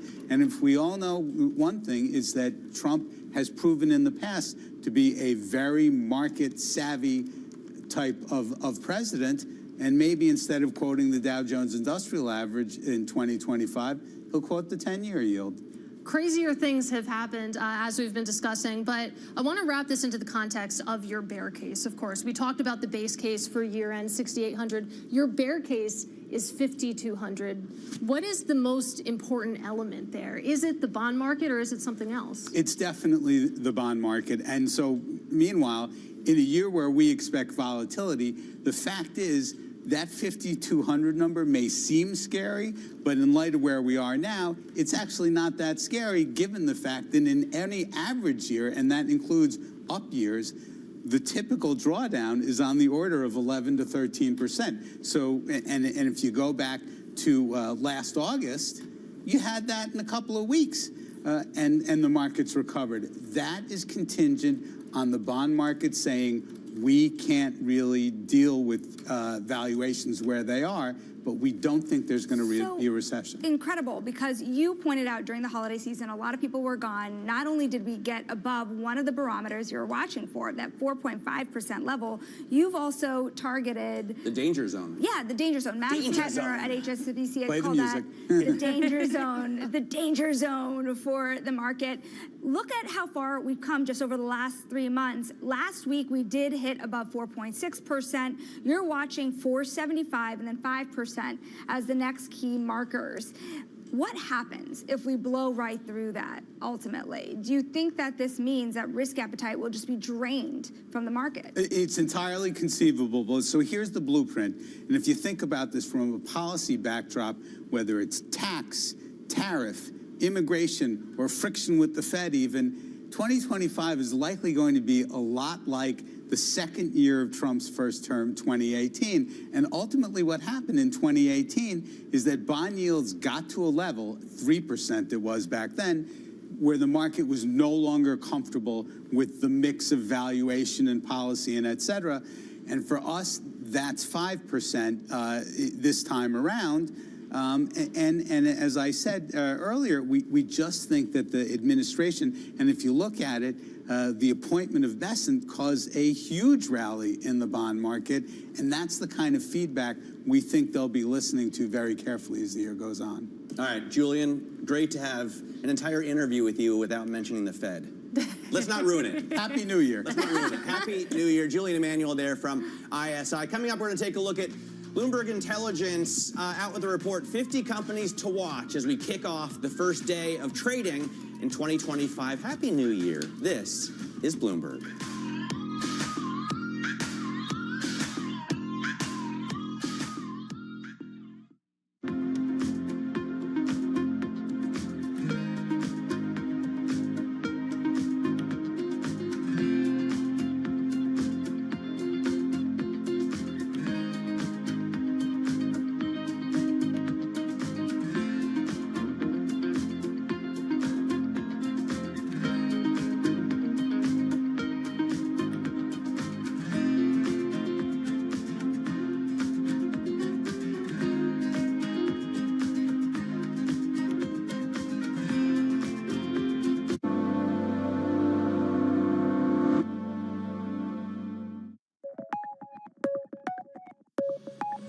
AI, how it has penetrated pretty much all sectors, including music. AI can write music, compose music. How do you see AI changing the landscape in fashion? Yeah, AI definitely helped. When I did the jewelry, I used the AI, helping me to give some idea, but ultimately you still have to do a lot with it. It just give you very superficial ideas, and but at the end you still have to customize and how to really make it and do that. I do not think that AI and the technology can replace the human mind at this moment. Are you concerned one day we won't be able to differentiate designs by AI and designs by an actual designer? I don't know. For me, I see that, when a designer doing is the spirit, is the heart that the computer don't have.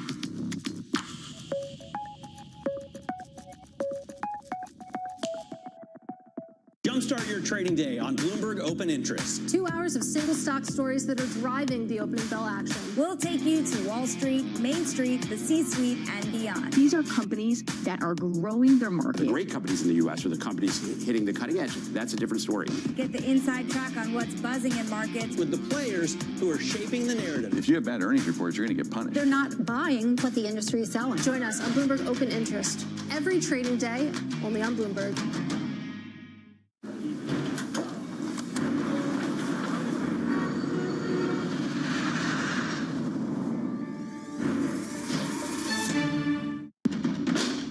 There is this real momentum from Wall Street. We're basically deep in the European earnings season. Take a look at how we're faring when it comes to Asian markets. From our studios in New York and San Francisco, our expert hosts have the data and analysis from the companies you know and the startups to watch, plus the interviews you don't want to miss. Watch Caroline Hyde and Ed Ludlow on Bloomberg Technology. the only daily business show dedicated to tech, right in the middle of the trading action. Live every weekday, only on Bloomberg Television. Context changes everything.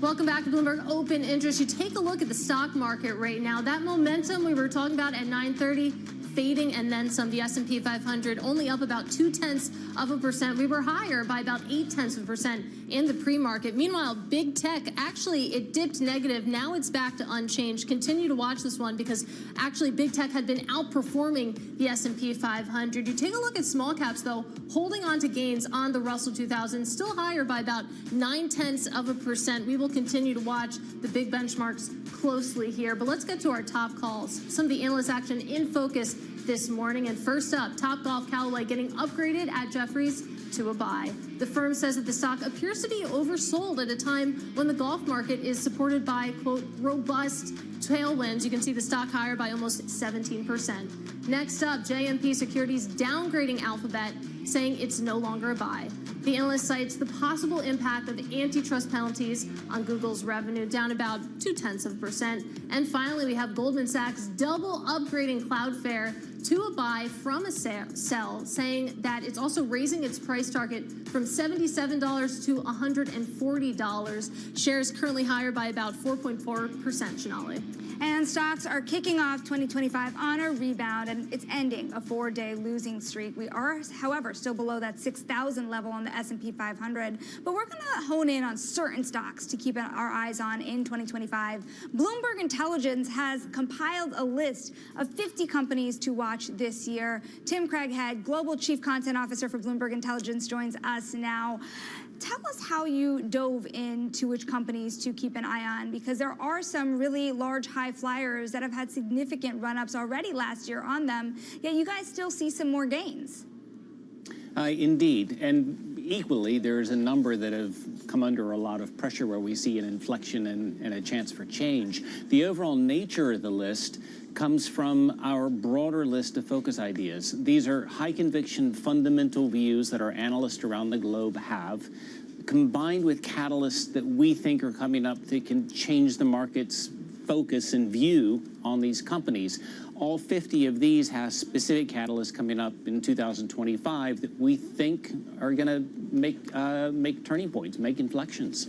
I see AI there. Obviously, it's something we talk about every day, Tim, and something investors are mega pumped about. Is it still just a U.S. story? Are there European companies, Asian companies working on this as well? Well, it's interesting, Matt. I guess there are a couple things changing in our mind with the AI story. Certainly, it's been U.S.-centric. There's been a lot of focus on NVIDIA, along with the large language models, and we had some of those on our list last year at this time. This year, we're focused more on some of the enabling technologies, and a lot of those are U.S.-oriented. Think Broadcom with its semiconductors and software driving networks, or KLA with its test and measurement equipment that's quite critical. There's others on the list as well, but there are non-U.S. names. There's a little company, probably not a household name in the States, VAT Group. And of all things, they make valves. And you think, what? Well, their high-performance valves are critical to creating a vacuum, which in turn is critical to manufacturing semiconductors. And so as you see AI and semiconductor growth, it's great for VAT. And one of the categories you also focus on, of course, is new CEOs. And that was definitely one of the biggest narratives in 2024. All of this C-suite turnover. And what companies are you specifically keeping an eye on as some of those new executives really get their sea legs here? Yeah, it's always important. There's always opportunities. One that stands out in part because of this and some of the dynamics taking place is HSBC. New CEO focused on not only cost cutting, but really shifting the agenda towards asset and wealth management. This plays in well with our view of China as well, where we see an awful lot of asset flow going from property into markets, and they're primed for this with a new CEO to take advantage. Another one that comes to mind is Norfolk Southern. Now, this one is one where they have a new management in place that's shifting focus towards precision scheduling. We saw that work with UNP, Union Pacific, last year, also with new management. We think the same is going to happen with Norfolk Southern as we look forward. I think another interesting thing about this, you mentioned all these companies going through key inflection points. You're looking at product innovation here as well as you're making decisions. Talk through which companies have the biggest opportunity to surprise in what they're bringing out to market. Yeah, this is always a fun group of companies as we look through this year by year. One that comes to mind that hopefully comes to your eyes as well is IMAX. The big screen film company.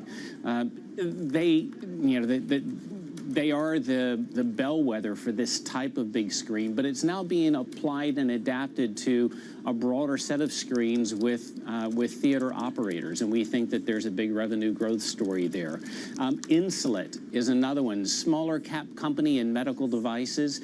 They have a wearable insulin patch that's becoming the standard of care that we think will be driving new product growth. And another one on that list that's similar to new products is Tesla. Now, I realize, it's getting kicked a bit today, but the reason why it's on our list is because of what we are looking forward to, and that's a launch of a low-priced car, as well as the refresh on the Model Y.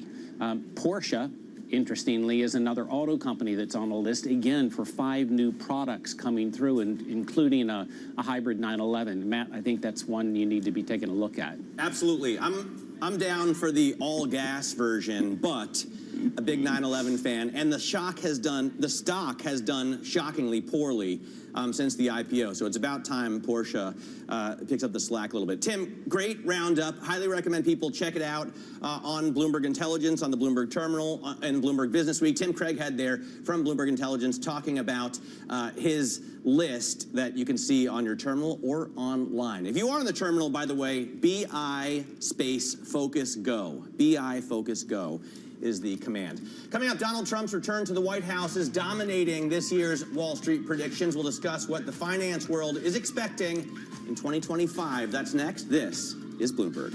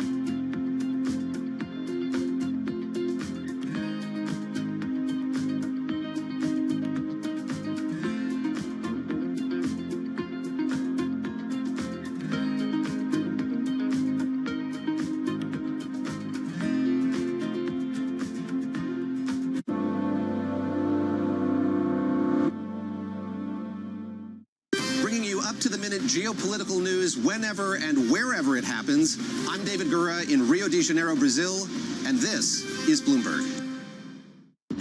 As we spend some time here on the broader presidential race,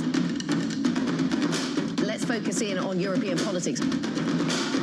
Makes you wonder how politics might play out.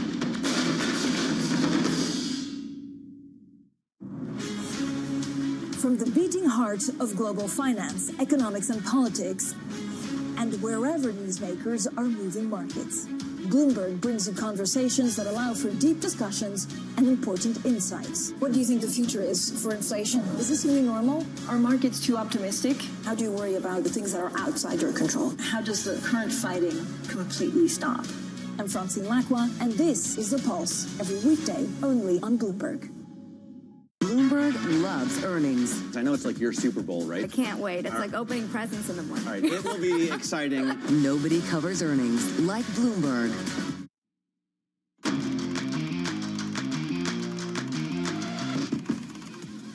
Well, Wall Street predictions for the year ahead usually defined by a number of economic indicators.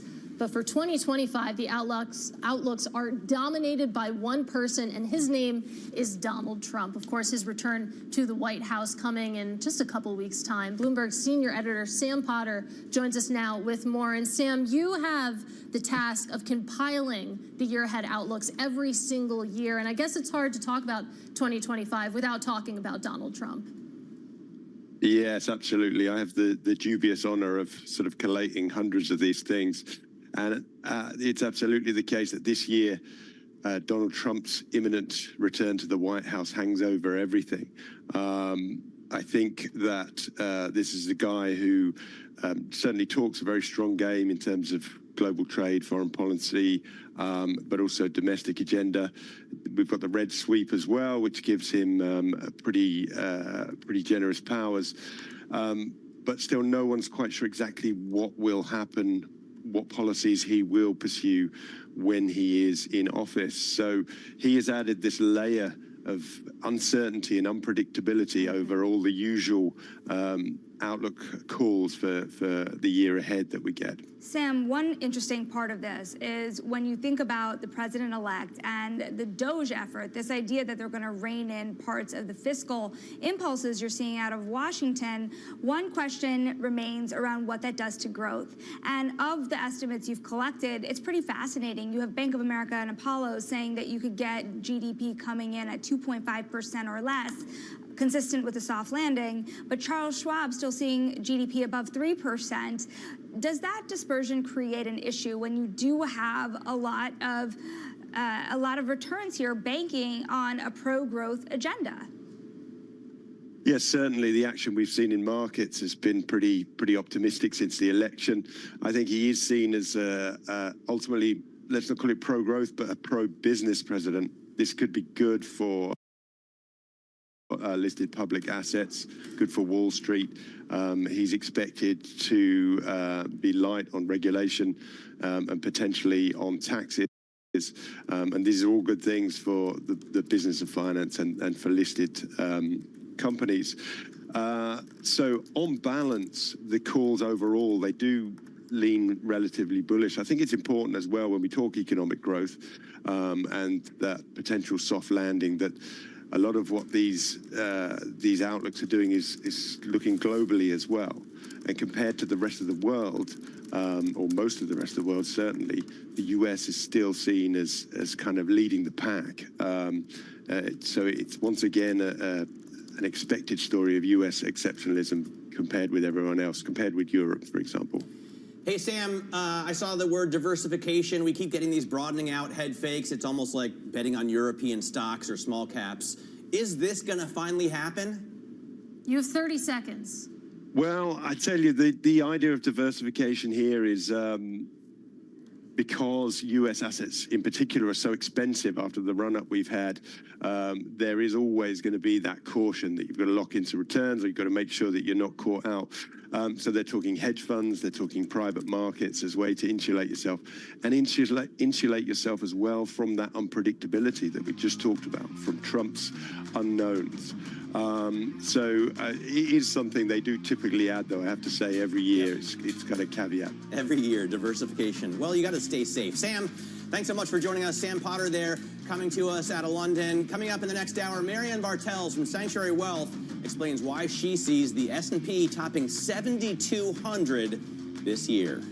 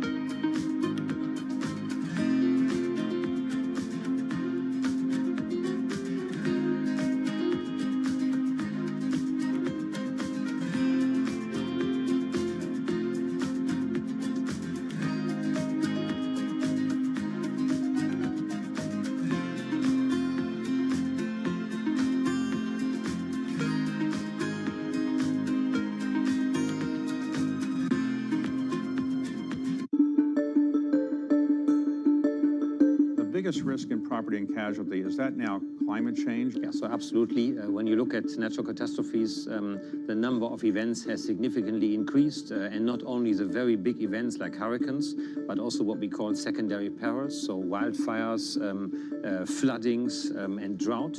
And this leads to the fact that you have far more events and therefore a much higher cost of all of the natural catastrophes. How do you really assess the risk of climate change? Because how can you possibly know whether there's going to be a hurricane or a flood? Is it just based on the past or the projection of the future? Or how do you do that? Since the dynamic has changed, we need to also look forward. And what we do a lot, we work a lot with scientists who understand what the warming of the Earth and climate change will mean for the question of taking risk. And secondly, we take much less risk than we used to take because we have to be careful. So let's suppose there are a lot of hurricanes. Is that good for property and casualty insurers or not? Good because people say, well, there's going to be more hurricanes, I should buy more insurance, or not good because you got to pay a lot of claims? It depends. I would say it's good because it creates the awareness to do more prevention. What we see today is that, as I said earlier, there is more events. It becomes more and more difficult to insure, and therefore we work a lot with our customers around preventions.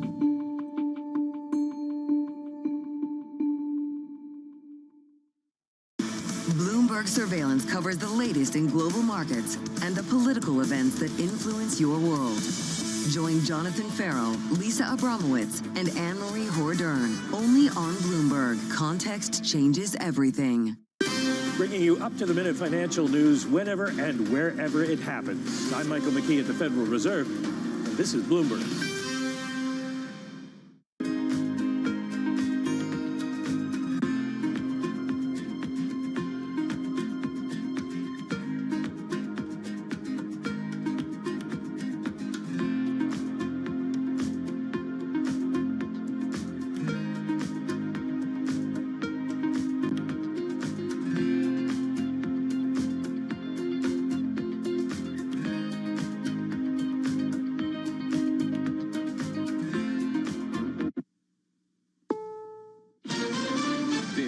CBS News on the Hour, sponsored by Progressive Insurance. I'm Vicki Barker. 15 dead in the New Orleans New Year's Day truck attack, with 15 of the injured still hospitalized, and the hunt is on for possible accomplices. We do believe that there were multiple people that were involved in working with the driver of the vehicle. Louisiana Attorney General Liz Muriel on CBS Mornings. CBS's Michelle Miller has more. Officials have identified the attacker as 42-year-old Shamsuddin Jabbar, an American-born citizen and resident of Houston, Texas. He is a graduate of Georgia State University.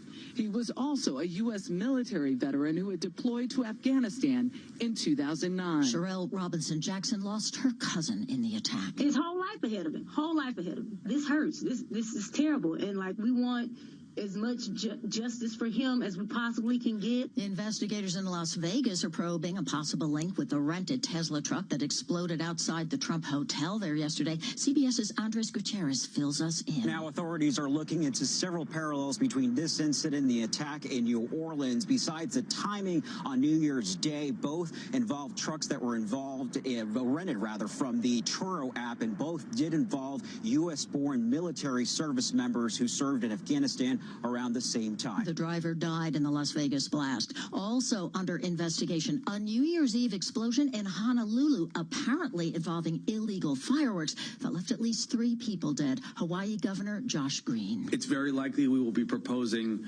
penalties that will be Class C felonies for anything over 50 pounds of fireworks. We'll debate that at the legislature. Overseas, at least 11 reported dead in an Israeli strike on Gaza. Linda Gradstein reports from Jerusalem. The Hamas-run Al-Aqsa TV said that the tent belonging to the Hamas chief of police, Mahmoud Salah, was targeted in an Israeli airstrike in the Mawasi safe area in southern Gaza. They said his deputy was also killed, as were women and children. A new year and a new work regime at Amazon. CBS's Christopher Cruz has that. Work from home ends for employees of the big online retailer. Amazon says employees will have assigned desks like they did before the pandemic, and they won't have a hybrid work schedule combining work from home and work from the office days. They'll have to be in the office 5 days a week. On Wall Street a little while ago, The Dow rose 300 points in the first minutes of trading of 2025, but Tesla shares have fallen after the company reported a 1.1% sales drop for 2024, the first annual decline in close to a decade. Amazon stocks up. Maybe that backed off as edicts helped. This is CBS.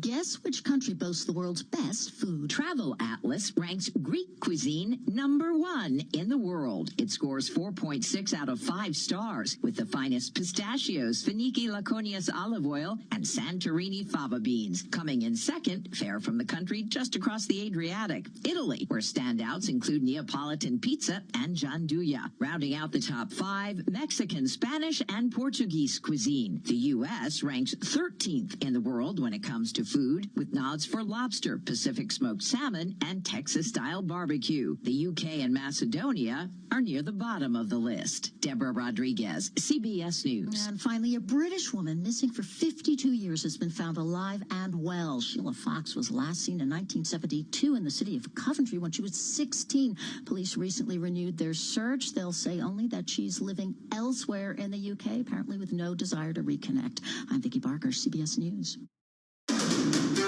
This is Bloomberg Intelligence with Alex Steele and Paul Sweeney. The real outperformance has been in U.S. corporate high yield. Are the companies lean enough? Have they trimmed all the fat? The semiconductor business is a really cyclical business. Breaking market headlines and corporate news from across the globe. Do investors like the M&A that we've seen? These are two big-time blue-chip companies. The window between the peak and cut changing super fast. Bloomberg Intelligence with Alex Steele and Paul Sweeney on Bloomberg Radio. All right, good Thursday morning from the Bloomberg Interactive Broker Studio in New York City to our worldwide audience. We're streaming live on YouTube as well. Alex Steele, Paul Sweeney here in New York City. Coming up today, we're checking with Vince Signorello, get his thoughts on these markets. They are moving. S&P 500 up 0.8%. The Nasdaq's up 1% here. Miles Miller, Bloomberg Television U.S. Managing Editor, is going to give us the latest reporting coming out of both New Orleans and Las Vegas as those issues continue to evolve. Kathy Entwistle, Managing Director of Morgan Stanley Private Wealth Management, is going to join us. Give us her thoughts on these markets. Nishant Kumar, Bloomberg's Chief Correspondent. D.E. Shaw, huge hedge fund shop, returning billions of dollars after they had some pretty good performance this year. So we'll get the lowdown there, what's happening there at that huge complex there, D.E. Shaw, big hedge fund. But right now, let's go to John Tucker and get a Bloomberg Business Flash. John. All right, guys, major stock, by the way, Happy New Year. The major stock averages, they are higher right now after the last 4 days of 2024 registered down sessions. Right now, consumer discretionary, one of the worst performing industry groups in the S&P 500. That, of course, is home to Tesla, reporting deliveries for the fourth quarter. They've missed the average analyst estimate. Shares of Tesla right now down about 3.5%. The smaller cap stocks also performing with the Russell 2000 up over 1%. And on the economic front, the job market remaining resilient. Initial applications for U.S. unemployment capping 2024 at an 8-month low. Meantime, Anika Gupta at Wisdom Tree looking ahead for more stocks to take part in the rally in 2025. 2024 was the year of concentration, and I think as we move into 2025, there are going to be plenty of events that are likely to take place that are likely to break that concentration and lead to a further broadening out of the rally. And, that's the expectation we are looking forward to in 2025. And right now, it's technology leading the way. Communication services, the best performing industry group in the S&P 500. You have shares of NVIDIA. They are up 2.7%. MicroStrategy, another stock on the move, up with other cryptocurrency exposed stocks as Bitcoin gained ground after a bumper year. S&P 500 up 45 points, a rise of 0.75%. We're at 59.26 on the index. The Dow Jones Industrial Average up 243 points, and the NASDAQ 100 up 200 points. That is a rise right now of 1%. Two-year yield, that's down 3%, 3 basis points at 421. The 10-year yield right now 3 basis points lower, and that's at 453. We check the markets for you all day long right here on Bloomberg Radio. I'm John Tucker. And that is your Bloomberg Business Flash. Paul and Alex, so nice to see you guys. So nice to see you too. Happy New Year to both of you. Likewise, all good. I have bad feelings about 2024, so I'm looking forward to 2025. So there is that. 2024 could not have been any worse. It was not the best. Wow. It was not the best. Yeah. To be looking for 401k, that's good. Good yeah, news. that is actually good news. Yeah. Yeah. And after like 2 years of 20+ returns, maybe this year for that won't be as good. But it's great to see you guys. Happy to be here. I should point out, November construction spending, did you guys check this? Flat from November. Now, granted, that's backward looking, but nonetheless, that flat construction spending, I have to wonder how much weather played into that as well. Let's get some update on what to look at within the markets. Joining us not in studio. Remember we had that moment where he was real? Moment in and time. then he went away, Yes. and then now he's back somewhere in White Plains. Vincent Signorella, Bloomberg macro strategist, is joining us. Hey, volume isn't terrible, but it's hard to find a real gripping narrative today, Vince. Yeah, I mean, if you look at the price action we've seen so far, we saw the S&P cash trade down to basically 50, 80, 85, and now we're at 59.30. This is all machine-driven stuff that's following on, as you mentioned, the big sell-off into the end of the year. Probably just a little profit taking, probably a little retooling of portfolios. And just a little day trading to get us started. Most folks don't come out of the gate with too much conviction on the first day of the year. It's a great opportunity to start off in the hole and spend the rest of the month and year digging your way out of it. At least most people don't. I unfortunately was the other kind and usually spent the month of January digging myself out of the hole I created in the first week. Hey, Vince, we were talking a little bit earlier today, Tom Keene and I, on surveillance about the U.S. dollar, talking to some currency folks.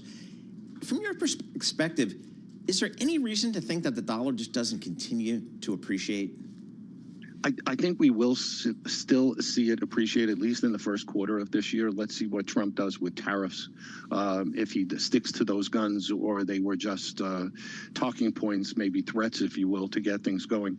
The problem with tariffs, if he does impose them, is it tends to erode the current account balance and, of course, the trade balance of the U.S. And while it does potentially bring about some inflation and maybe a bid for yields, and those higher yields will lift the dollar. Eventually, it does erode a currency. So you might see the dollar continue to rise. I wouldn't bet against it in the first quarter of this year, but I'd be a little wary of it going forward.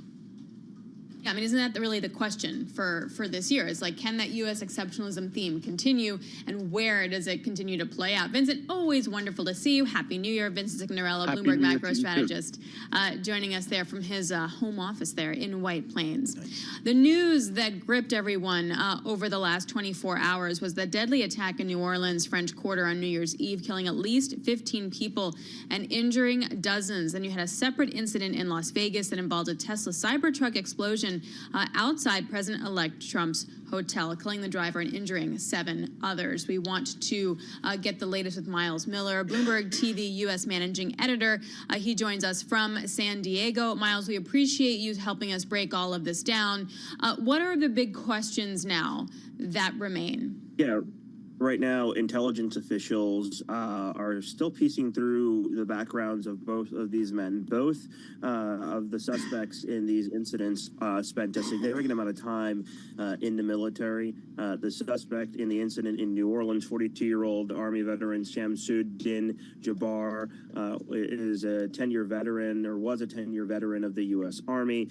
We know that the other suspect in the incident in Las Vegas, who Bloomberg is to identify in just a few moments here, also spent some time in special forces, was deployed to Germany, but most recently was living in Colorado.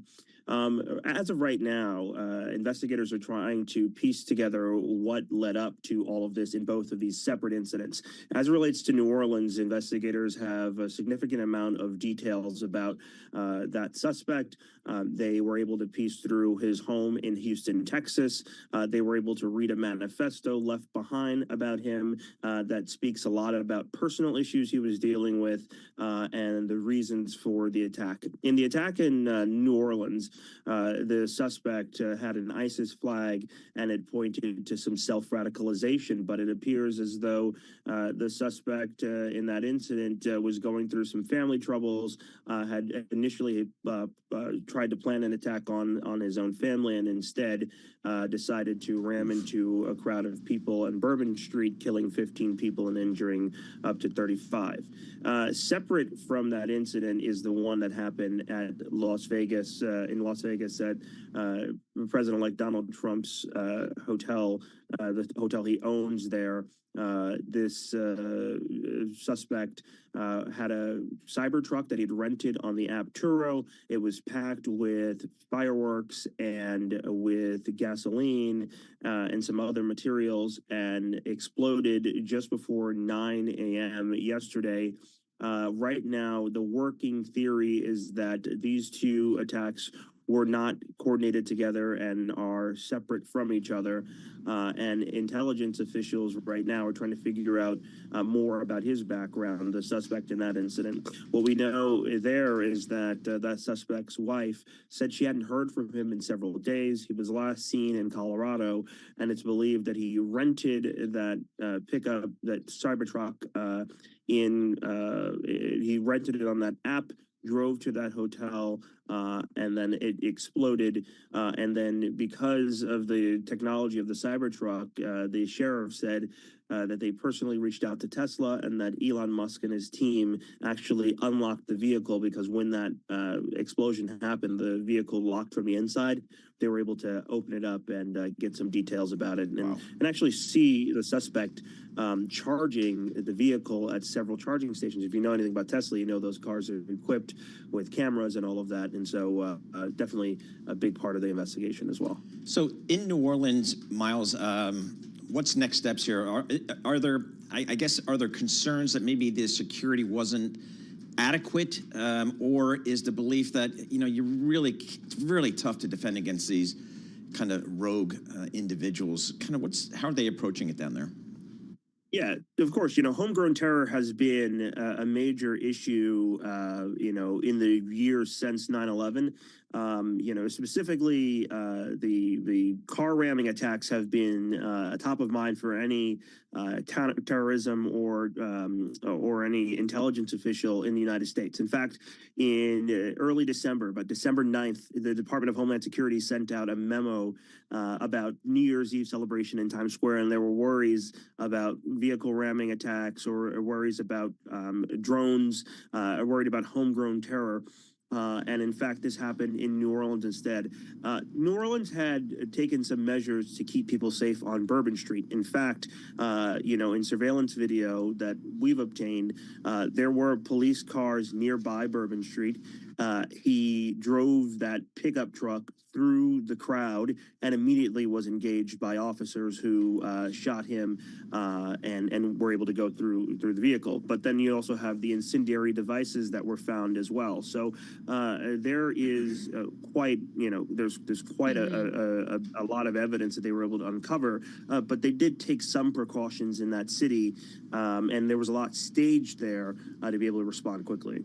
All right, Miles, we really appreciate it. it. Thank you so very much, Miles Miller, Bloomberg TV U.S. Managing Editor, joining us. And I should just point out there will be an FBI press conference at 11 a.m. Eastern Time. They'll provide an investigative update on the Bourbon Street attack that occurred yesterday.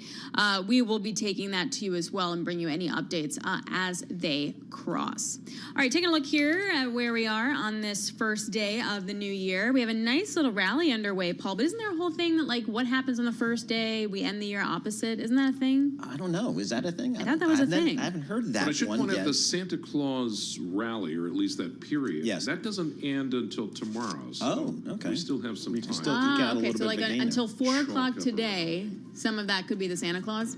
Yes. Okay, so there was coal before Christmas and now Santa Claus now. First 2 days of the new year. That includes the Santa Claus. Ah, okay, good. Good My to know. brother put coal in my stocking when I was a little kid. Wow, Yeah. that's so Was it sweet. deserved? I'm so glad I'm an only child. This is Bloomberg.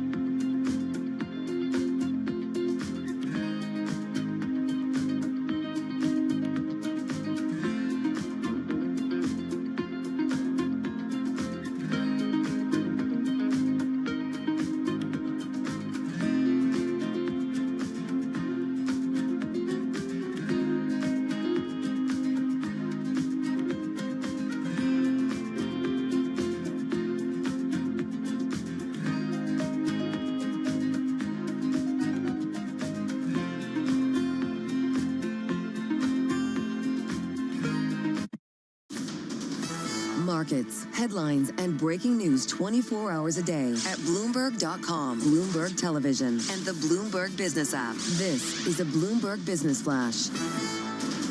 And I'm John Tucker in the Bloomberg Newsroom with this Bloomberg Business Flash. Of course, tech leading the way on the first trading day of the new year. Among the leaders in the S&P 500, go right down the list here. NVIDIA, Amazon, Meta, Broadcom, Microsoft, and Alphabet. They are all higher Now, on the other side of the ledger, you have shares of Tesla among the laggards.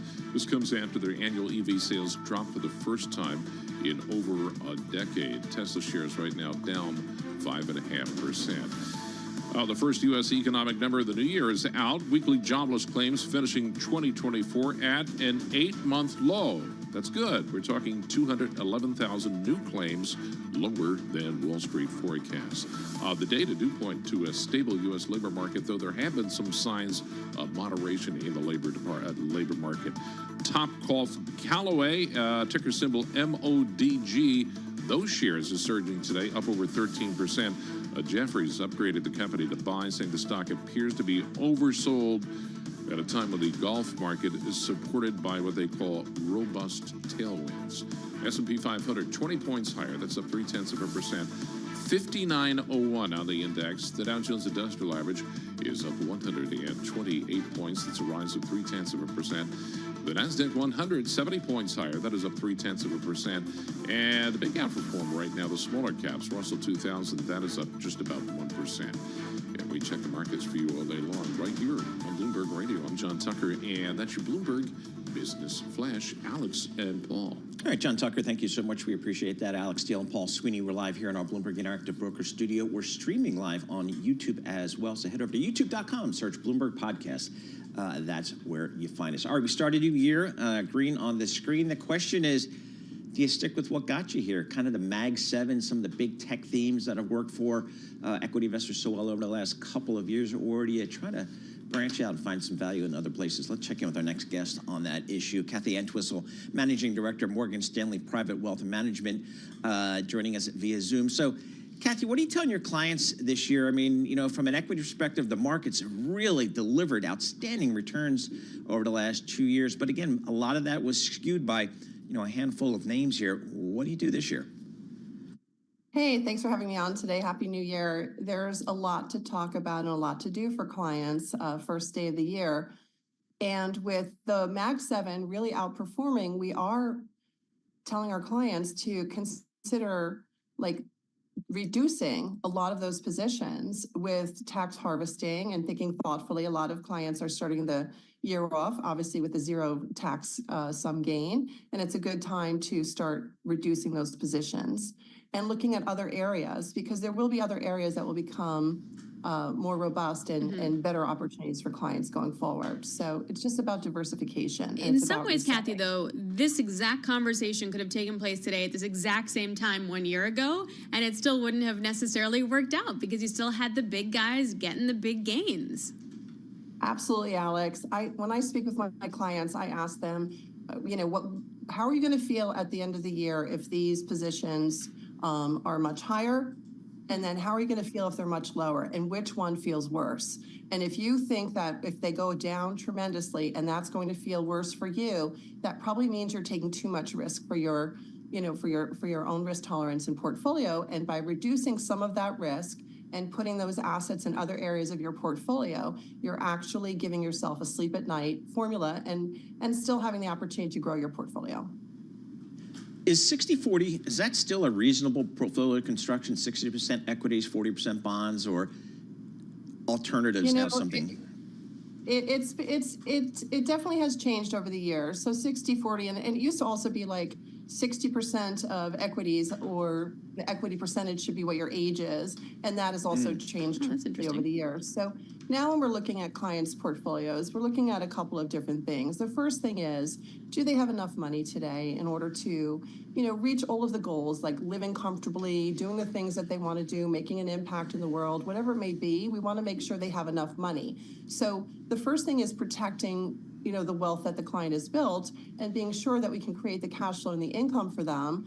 And then secondly, being able to grow it enough to keep up with inflation and also take advantage of growth opportunities in the market. So if a client has enough money to do a 50% equity portfolio or a 55% equity portfolio, we'll do that too. We are mixing in other areas of the markets, though, other than just cash, equities, and stocks in order to achieve some of the target returns that we're looking for, and that includes alternative investments. What does alternative investments mean to you guys? Well, to me, it means just like a non-correlated asset class Earlier in the program, I think I heard conversations about hedge funds and hedge funds performing. So we do want to have, where it's appropriate, some of those asset classes in our clients' portfolios. So it could be hedge funds, it could be private equity, credit. You know, the whole banking system has this shadow banking system behind it now with private equity firms and coming in and providing credit to borrowers. And we are also providing the opportunity for clients to invest there as well. Again, it depends on the client and their risk tolerance and the appropriateness for that type of investment, but it can make a big difference in terms of not doing exactly what the market does, non-correlated asset class, and also providing some nice income returns, especially for those who are looking from, you know, they're in the allocation phase and now they're going into like the disbursement phase. They're getting ready to retire and they want to make sure they have enough money to live on and not run out. Kathy, how about in the fixed income space? How much credit risk are you suggesting clients take these days? I mean, you can consider it in a 2-year treasury and get 4.25%. Do you need to do much more than that? Yeah, what you want to think about is the way the rates are changing right now, as we're seeing, is shorter rates are starting to come down and longer rates are staying higher. So we're trying to move some of our clients that have cash or short-term cash-like investments like 2-year treasuries into longer investments so that they can lock in those higher rates for longer. And I think that's a very simple and easy move to make right now for clients. So that's what we're trying to do. All right, Kathy, thanks a lot. Really appreciate it. Kathy M. Wissel, Managing Director at Morgan Stanley Private Wealth Management. Appreciate that really very much. So here's like a counter indicator, Paul. Let me know what you think about this. Yep. So John Tucker asked his daughter for a Burberry scarf for Christmas. Okay. He didn't get it because it's a Burberry scarf, Okay. because like that's insane. Like, what does that mean? I had no like that means idea something about that market allocation, does she it not? came back to me and said, "There's over $600." I'm like, huh? Yeah, I had no idea. I don't know. Like But that this feels is like cashmere, the one I did get. And Okay. I absolutely love No, it. we like the cashmere. I'm just saying that has to mean something about portfolio allocation if you're asking for a Burberry scarf. Yes, that means I head for the hills. Go to cash. I didn't know what Yeah, I was is that a asking head to for. cash situation? cash. Gold under your bed? Me thinking. By All the right. way, the 22-ounce framing hammer never appeared. Never happened? appeared. The $16 one? I asked for so little, and that's exactly what I get. Burberry scarf. All right. Anyway, let's get back to that story that Paul was talking about, which was D.E. Shaw returning billions after the flagship hedge fund gained about 18%. Nishant Kumar is Bloomberg chief correspondent, and he joins us now. All right. So walk us through some of the gains that we saw. How did they do it, etc. So yeah, D. Shaw is one of the first return numbers that we have broken on, and their return seems to be 18% in their flagship fund and 36% in another multi-strategy hedge fund that they run. And the money was made across all strategies that they run. So macro, macro discretionary, quant. But the most interesting stuff about this story is how much money they are returning to investors. That's going to run into billions of dollars. Essentially, half of what they have made last year, that's going to be returned to their clients. And that's going to cause a big problem for their investors because now they need to find some other funds to deploy that capital. So increasingly, this is a trend that we have seen pick up in the hedge fund industry. It's not about, whether you want to invest in the best funds or not. It's about, can you access those funds? So why are they doing this? So all these hedge funds are quite complex and they run in macro neutral way, which means, being decorrelated from markets. So that there is a very limited capacity in those strategies to run capital. And $65 billion that D. Shaw runs make them one of the largest in the industry. So, they hit a limit, the capacity on how much capital they can deploy and still maintain those uncorrelated high returns. So that makes a lot of them to manage their size so that they can be agile to go in and out of positions. And that's making a lot of bigger hedge funds return billions of dollars every year to their clients. How did other hedge funds do in their different funds for last year? Do we have a good sense yet? This last year is shaping up to be very, very good for the biggest hedge funds at least. So numbers are still not out, but we are expected to see some of the largest multi-strat hedge funds, making anywhere between 10 to 20%, which is very strong even by their own recent past. Equity long shorts, short funds are expected to be doing very, very well. And macro funds towards the end of the year, they did very well because all the Trump trades really fired up.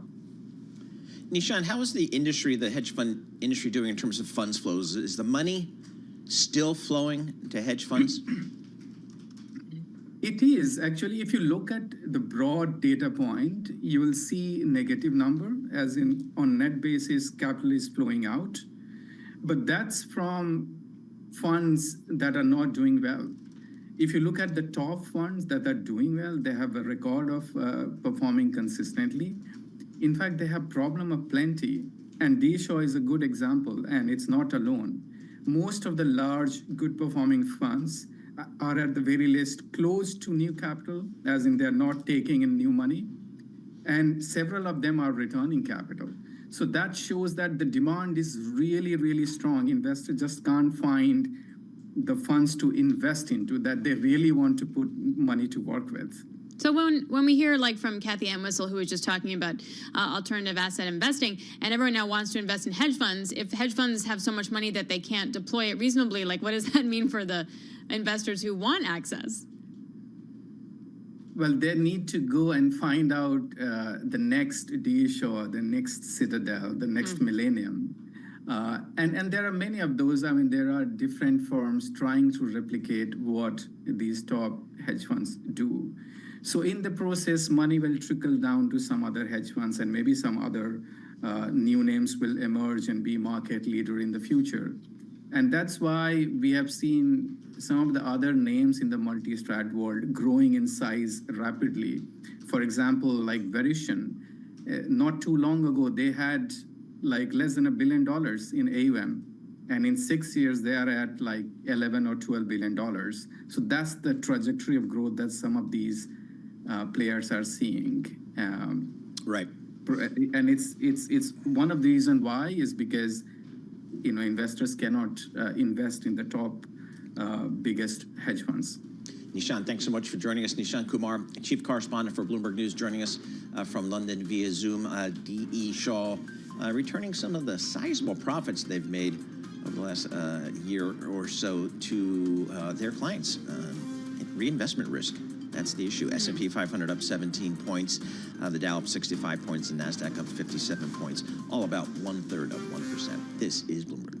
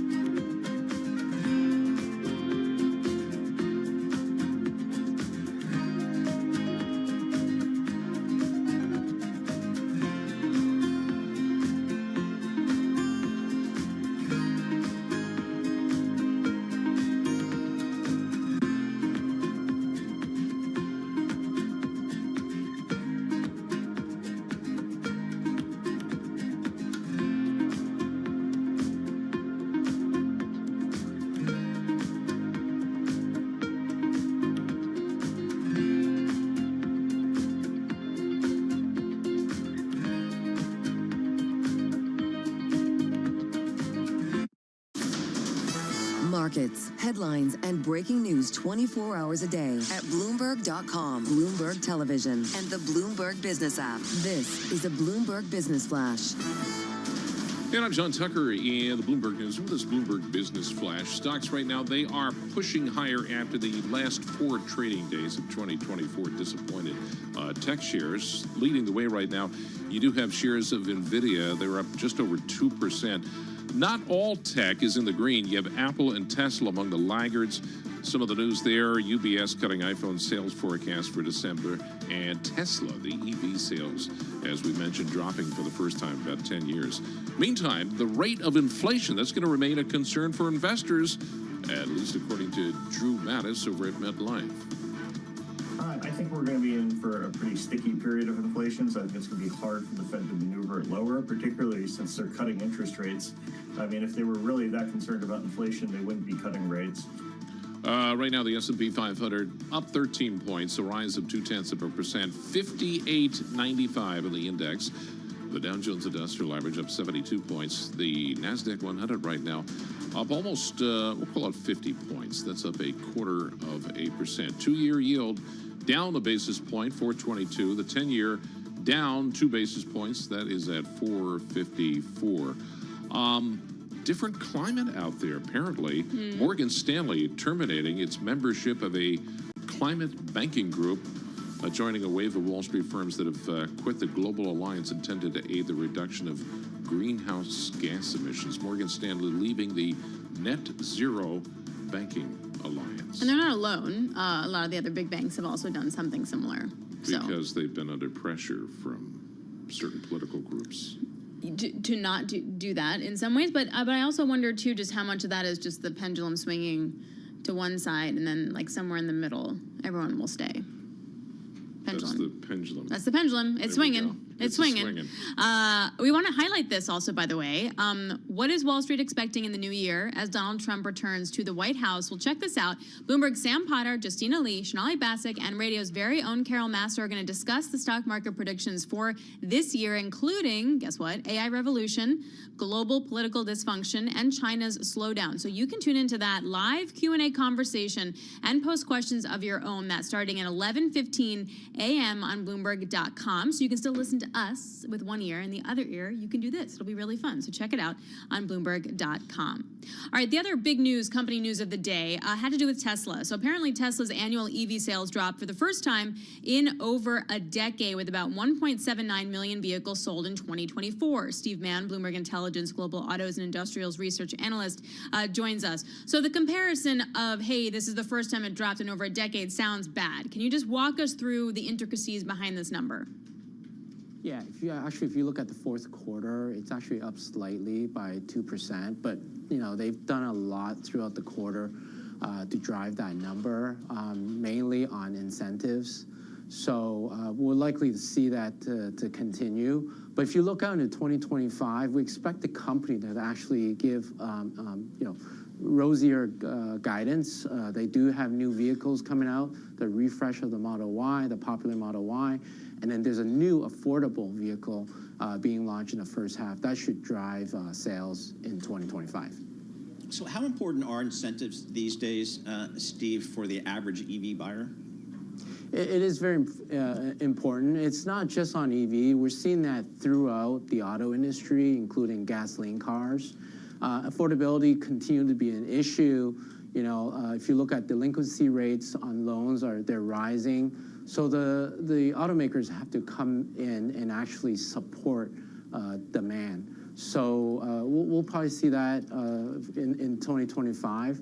But there's reports out there that we, including ourselves, we think that battery costs will continue to come down, and then we'll see probably an upturn, likely in 2026, not so much in this year. When you mentioned that there'll be some product refreshes this year as well as an affordable Tesla, yeah, I've been hearing that for a while. What do we mean by affordable? And do we trust this timeline? Yeah, so I think there's been a lot of questions out there in terms of how if Elon Musk will actually meet his own projection. I think that he will launch the affordable EV, and that's likely to be under $30,000, that includes the 7,500 credit incentive by the federal government. Oh, it includes it. So if that goes away, it no longer becomes affordable. It still is. It's still one of the cheapest EVs out there. I think the new EVs that they're launching going forward will actually be much lower cost than the current Model 3 and Model Y. So there's still some room for them to cut prices and also help maintain the automotive gross margin around the 18 to 20%. Steve, 2024 feels like a year where the evolution towards electric vehicles hit kind of a speed bump out there. A, right. Is that in fact the case? And B, how do you think about the industry's continued evolution to EVs over the 2025? Yeah, I think 2025 EV sales will probably be growing at a single digit, and incentives still going to be a bigger part of the story. But I think long term, beyond 2025, that means 2026 and beyond, I think EV sales will recover. Battery costs will continue to come down. More automakers, not just Tesla, GM and Stellantis are launching newer and cheaper EVs. That's going to resonate with the mass market. A lot of the early adopters have bought EVs, and I think the next leg up is really to get the general population to buy EVs and make it more affordable for them.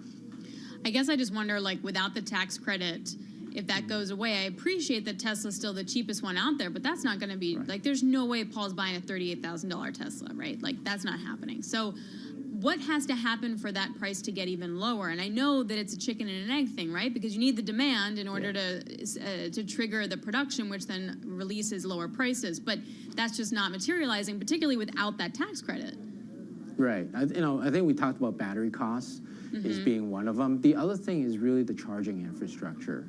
I don't think the charging infrastructure has been expanded to a point where it's convenient for a lot of for owners or potential owners of EVs, but there's a lot of money being poured into it. There's one company called EVgo. They just got a huge loan from the federal government to expand. We got a lot of automakers, major ones, GM, Ford, and Hyundai, and the likes are actually joining forces together, pooling capital together to expand the infrastructure. So that's why, I think, beyond 2026, beyond 2025, we're going to see improved uptick on EV demand because of not only cheaper EVs, but an expanded charging infrastructure. Steve, of the auto companies you own, what's the best position here, do you think, for what's going to be a bumpy several years, arguably, as this transition continues? Yeah, I still, if I look at the company, I still prefer Tesla in terms of their fundamentals. They're still the lowest cost producers. The next one is probably GM and Hyundai. They have the best offering at the moment, and they continue to launch more affordable EVs. On the other end of the spectrum, Ford is actually retrenching. They're more focused on commercial EV business rather than the consumer EV business. So commercial EVs, there's demand, but obviously the market is not as big as the consumers. All right, thanks so much. We appreciate that, Steve. Steve Mann, Bloomberg Intelligence Global Autos and Industrials Research Analyst, joining us on those Tesla delivery numbers coming in at a lowest in a decade just for the whole year. But like you mentioned, incentives really trying to help out. Speaking of incentives, did you see the news? 30-year mortgage rate almost at 7%. Yep. Hence incentives from home builders and Paul not refi anytime soon. Nope. I'm sorry, I think of you every time I see that. I know. It's good. Rates are going higher, but we'll see how that goes. But maybe the 6% is the new 4%. So we'll see. How do you feel about that, though? I can live with it. Okay. I can live with it. No problem. All right. Well, there we go. Coming up, we're going to talk more about what to expect for this year, but individual sectors. We'll take a look at networking equipment, hardware, and storage. Don't roll your eyes or check out. This is a really cool sector that's done really well. They all sit in the AI stack in some form or another. Woo Jin Ho, Bloomberg Intelligence Senior Technology Analyst, will be joining us on that. And don't forget, at 11:15 a.m., go on Bloomberg.com. There'll be a live Q&A conversation with Jean-Louis Bassick, Carol Masser, Justina Lee, and Sam Potter.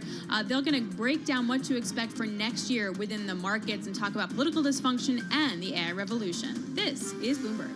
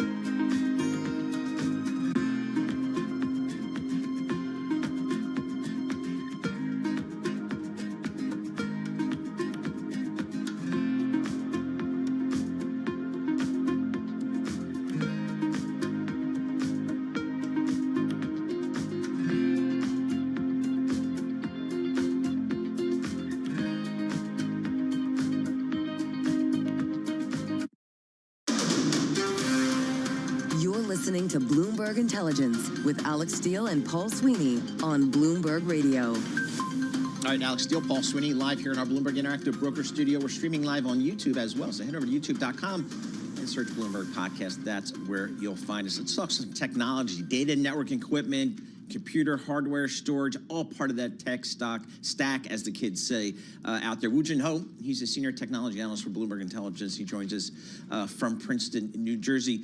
Wooj, talk to us about kind of your part of the hardware business, the technology business. What performed well in 2024, and what do you expect to perform well in 2025? Hey, Paul. Thanks for having me on. Happy New Year, all. This specific sector that I cover is essentially enterprise hardware, and that covers enterprise networking. You think about the Ciscos, Aristas, and the Junipers of the world, as well as server vendors. Think about the Dells and the HPEs of the world, and the PC guys such as Hewlett-Packard Inc., right? If we think about hardware in general, let's just say the enterprise hardware, the server vendors, AI was the crux of the story here. The issue is that there was a lot of hype going into AI at the first half of 2024, and then once the hype started to fizzle down, the performance wasn't as strong for Dell and, in particular Supermicro.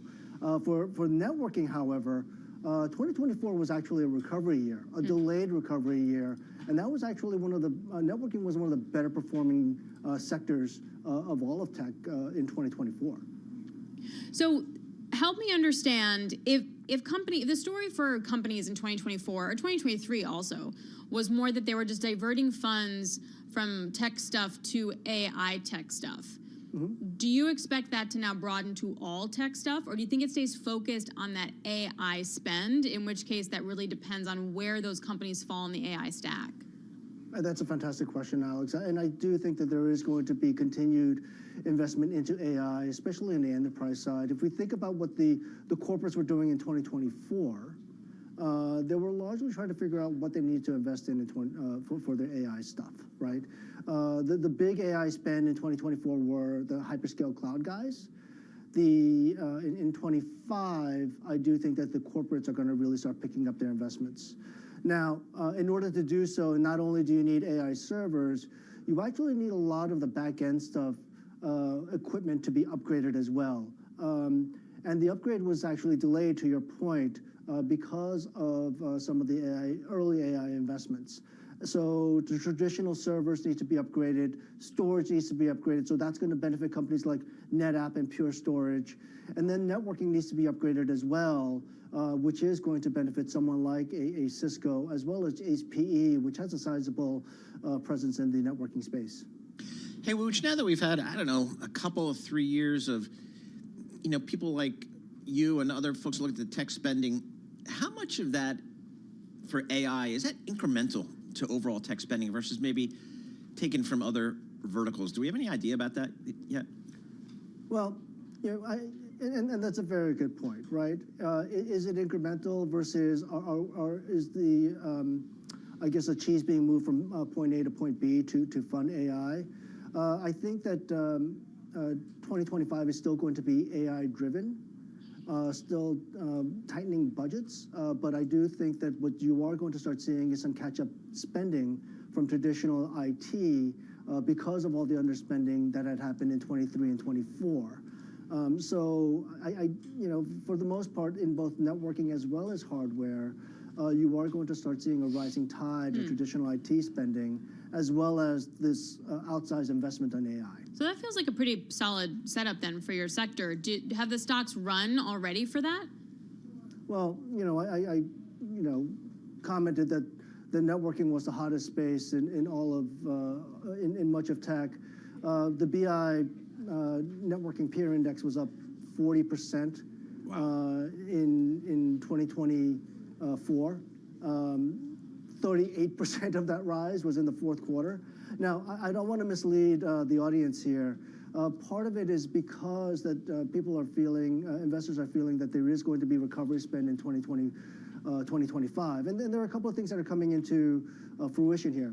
Telecom spending, you're going to start seeing better CapEx, so you need more optical spend, as well as 5G spending coming back online, and that's going to help the traditional wireless and wireline guys. And then the enterprise spending is going to catch up as well. And then sprinkle onto that is that, as I've said on this show before, the AI pixie dust that's going to help companies like Arista and Celestica. Now, I do want to comment on the AI-specific networking names. The valuations are fairly frothy there, and it seems to me that investors have started to price in not only 2025, but 2026 expectations. All right, Woo Jin Ho, thank you so much. We appreciate it. Woo Jin Ho is a senior technology analyst for Bloomberg Intelligence, joining us from their Princeton offices in Jersey. Again, the stocks had a nice run. A lot of tech names have had a nice run, and kind of one of the questions for strategists as we begin 2025 is, how much do we need tech to continue to move this market higher? I'm going to say it has to be there. It just feels like maybe I've just gotten conditioned since, 15 years of it generally being the leader for equity markets. Why would anything change? So I love the way you phrased it. I actually wrote down the question because I'm going to use it later on TV. Do you stick to what got you here? Yeah. Which is honestly the best question, because that's you're asking about tech, and do you just stick with it? It got you here, so do you just continue with that? Well, if you talk to our friend Dan Ives, but I mean, yes, but that's sure. That's shocking, well, today what's really working in the equity markets is the small cap stocks. The Russell's up 0.8%, doing a little bit better than the other broader indexes, suggesting that maybe a little bit of a broadening out here of performance, of participation in the marketplace. We're going to have more coming up. This is Bloomberg. Good morning.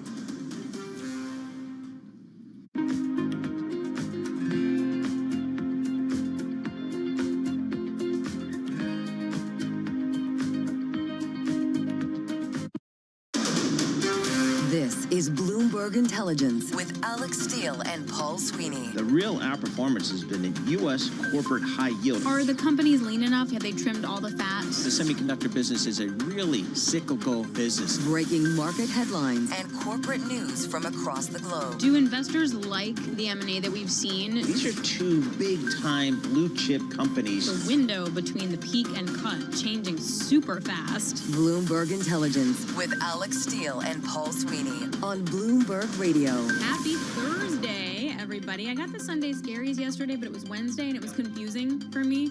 So there was definitely that part of it. I'm Alex Steele alongside Paul Sweeney. This is Bloomberg Intelligence Radio. We have a great hour lined up for you. Two things happening we want to flag. One is that there will be a press conference starting maybe in about half-hour time with the FBI and the latest of what happened in New Orleans as well. And also coming at 11:15, you can check out a live Q&A conversation and post questions about what to expect in 2025 with some of our hosts like Carol Masser and Shalai Bassick. So tune in to that as well. We also have a great hour lined up for you right here. We're going to talk media with Mark Douglas, President and CEO of Mountain, and we'll break down streaming and media for next year. Paul's all over that. Plus, Lee Klaskow, Bloomberg Intelligence Senior Transport, Logistic, and Shipping Analyst on U.S. dock workers and port employees restarting talks next week, so we'll get the latest on that. And Margie Patel is Senior Portfolio Manager at All Springs Global Investments. She's been in the market for quite a long time. So what does she expect? What was your question again? Do you stick to what got you here? Yeah. That is Paul's question. That is going to be my question. I'm stealing it. But in the meantime, let's get you caught up with the business flash. And for that, we go to John Tucker. All right, guys. Major stock indexes starting 2025 with gains. However, we are off the best levels of the session right now. Still on track to break a 4-day losing streak. Some investors and analysts counting on the AI rush to continue. NVIDIA, their chips, of course, power the world's move into artificial intelligence. Rising right now, they are up 2.4%. To get some economic data, fewer U.S. workers applying for unemployment benefits last week than economists expected. It's the latest signal the job market remains remarkably solid. Meantime, on the first trading day of the new year, Peter Scheer at Academy Securities voicing concern about volatility ahead in stocks. The way this market trades was so much dependent on ETFs, so much on the indices, which are now very concentrated in 10 names. The potential for outflows to create negative momentum is real. Right now, the S&P 500, 11 points higher. That's up 0.2%, 58.92 on the index. The Dow up 16 points. The Nasdaq 100, 43 points higher. That is up 0.2%. The smaller cap space, the Russell 2000, Paul, as you mentioned, that is up right now about 0.7%.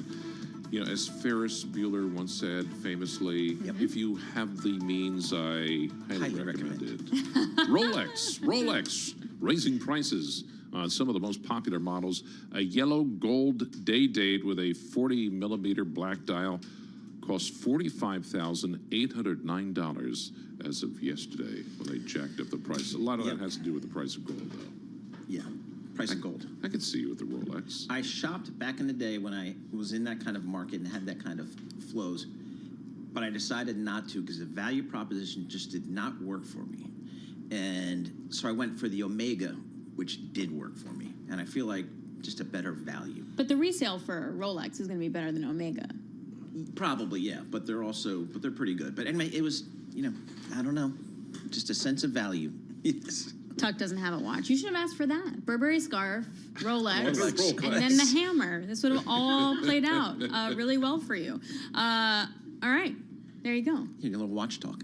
Yeah, okay, we could do that too. Yep. All right, let's get some more details on some individual stocks. Natalia Knežević is a Bloomberg equities reporter joining us right now. Let's just start with Tesla, broad strokes. What's the stock doing?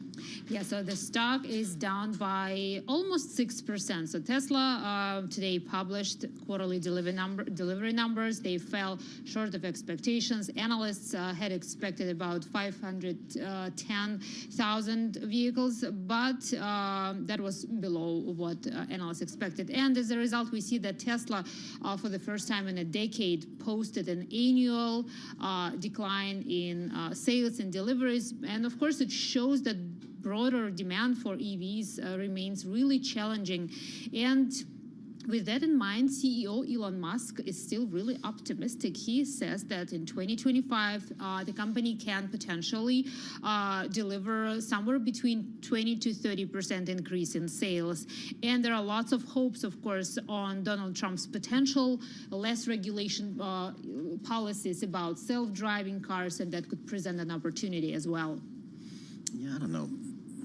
But how about the incentives, I think, are still a big part of the game. Huge, yeah. So we'll have to see how that winds up playing out once Trump is in the White House. You're also looking at, Neomora Therapeutics. Is this a biotech special? It is. So this is a company that develops different treatments for brain disorders.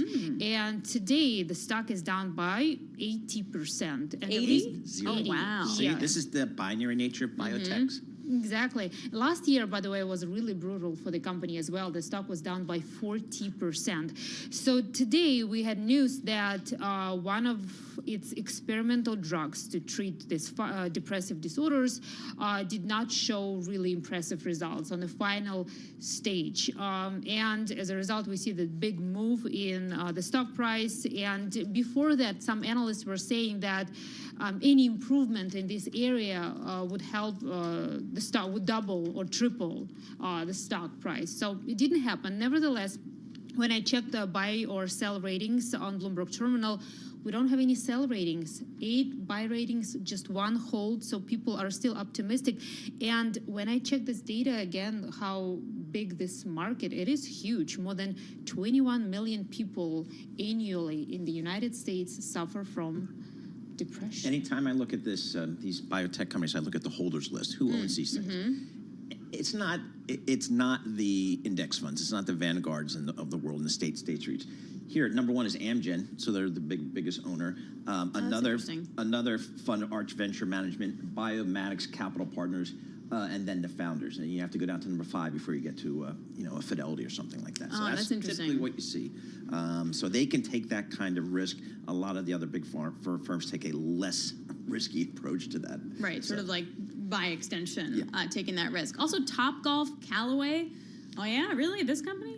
Yeah, it's still kind of a slow day, by the way, guys. It's really hard to find like really big movers, but this stock movement is relatively big, plus 13% after Jefferies upgraded the stock, saying that the stock is oversold. It presents a buying opportunity now. They see more demand for golf, which is actually rising. 2023 was a record year.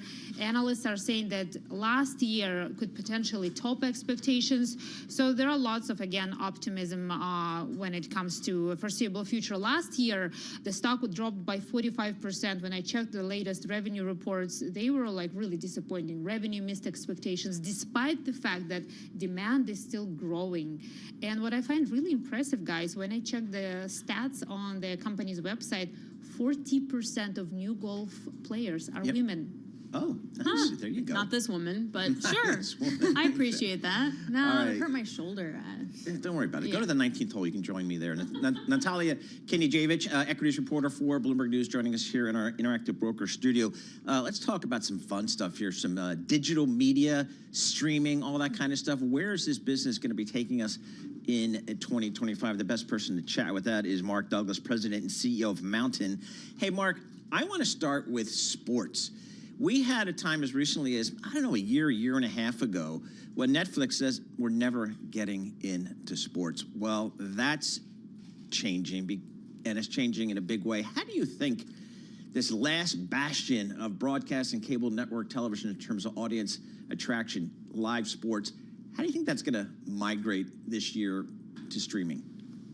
Well, I think you're seeing a few things happening at the same time. What you just mentioned, which is Netflix getting into sports. Also, ESPN is coming like fully to streaming. So I think the advertisers really they still are addicted to kind of like big audiences watching at the same time so they can create big moments.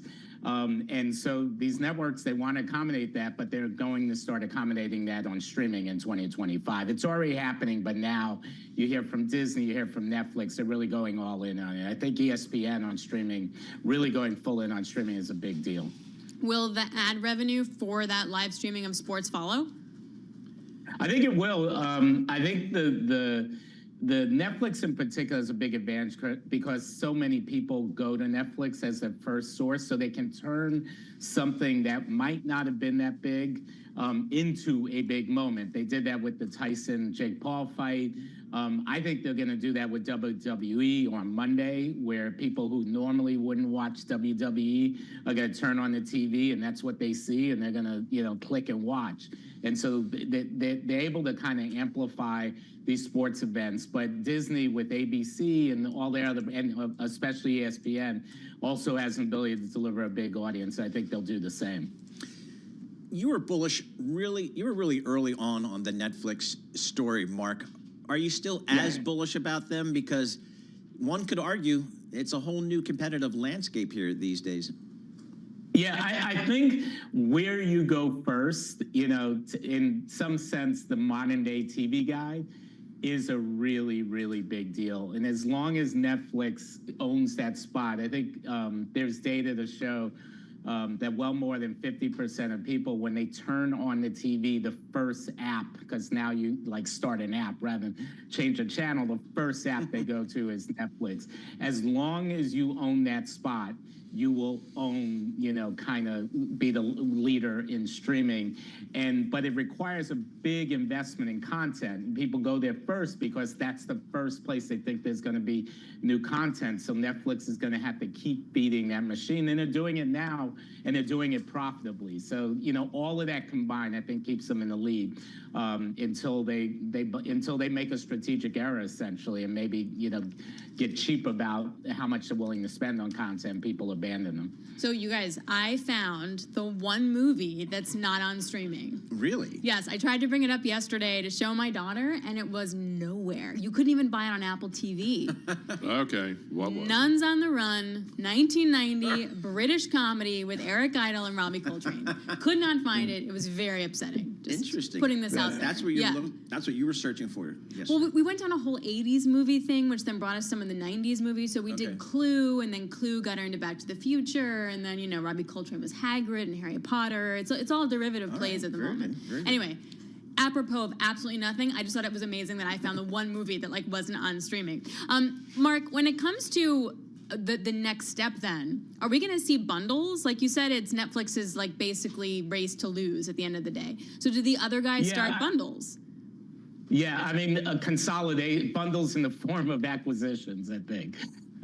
So there's some loose bundles now that don't involve acquisitions, but I mean, what's happening in 2025 is every network is all in on streaming. I mean, when I talk to executives at all these networks, this is pretty regularly. I mean, linear doesn't even come out of their mouth anymore. That's a legacy business.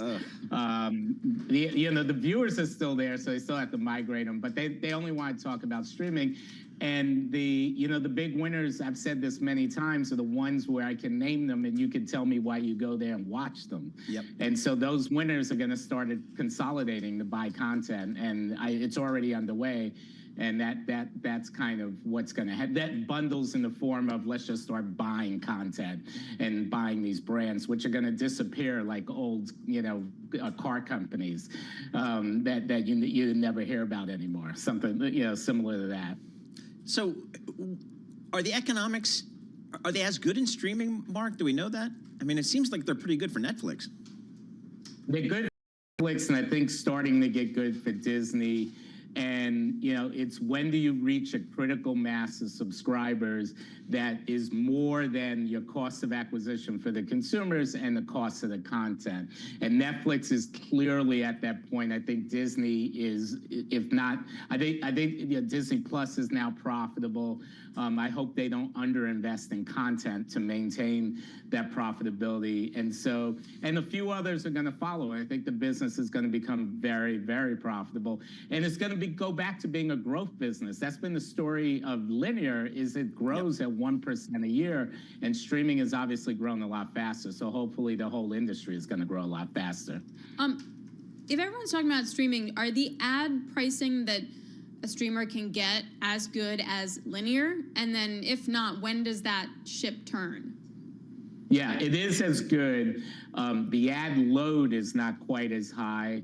And so consumers are probably happy about that. They see fewer ads, but the ad load will probably catch up.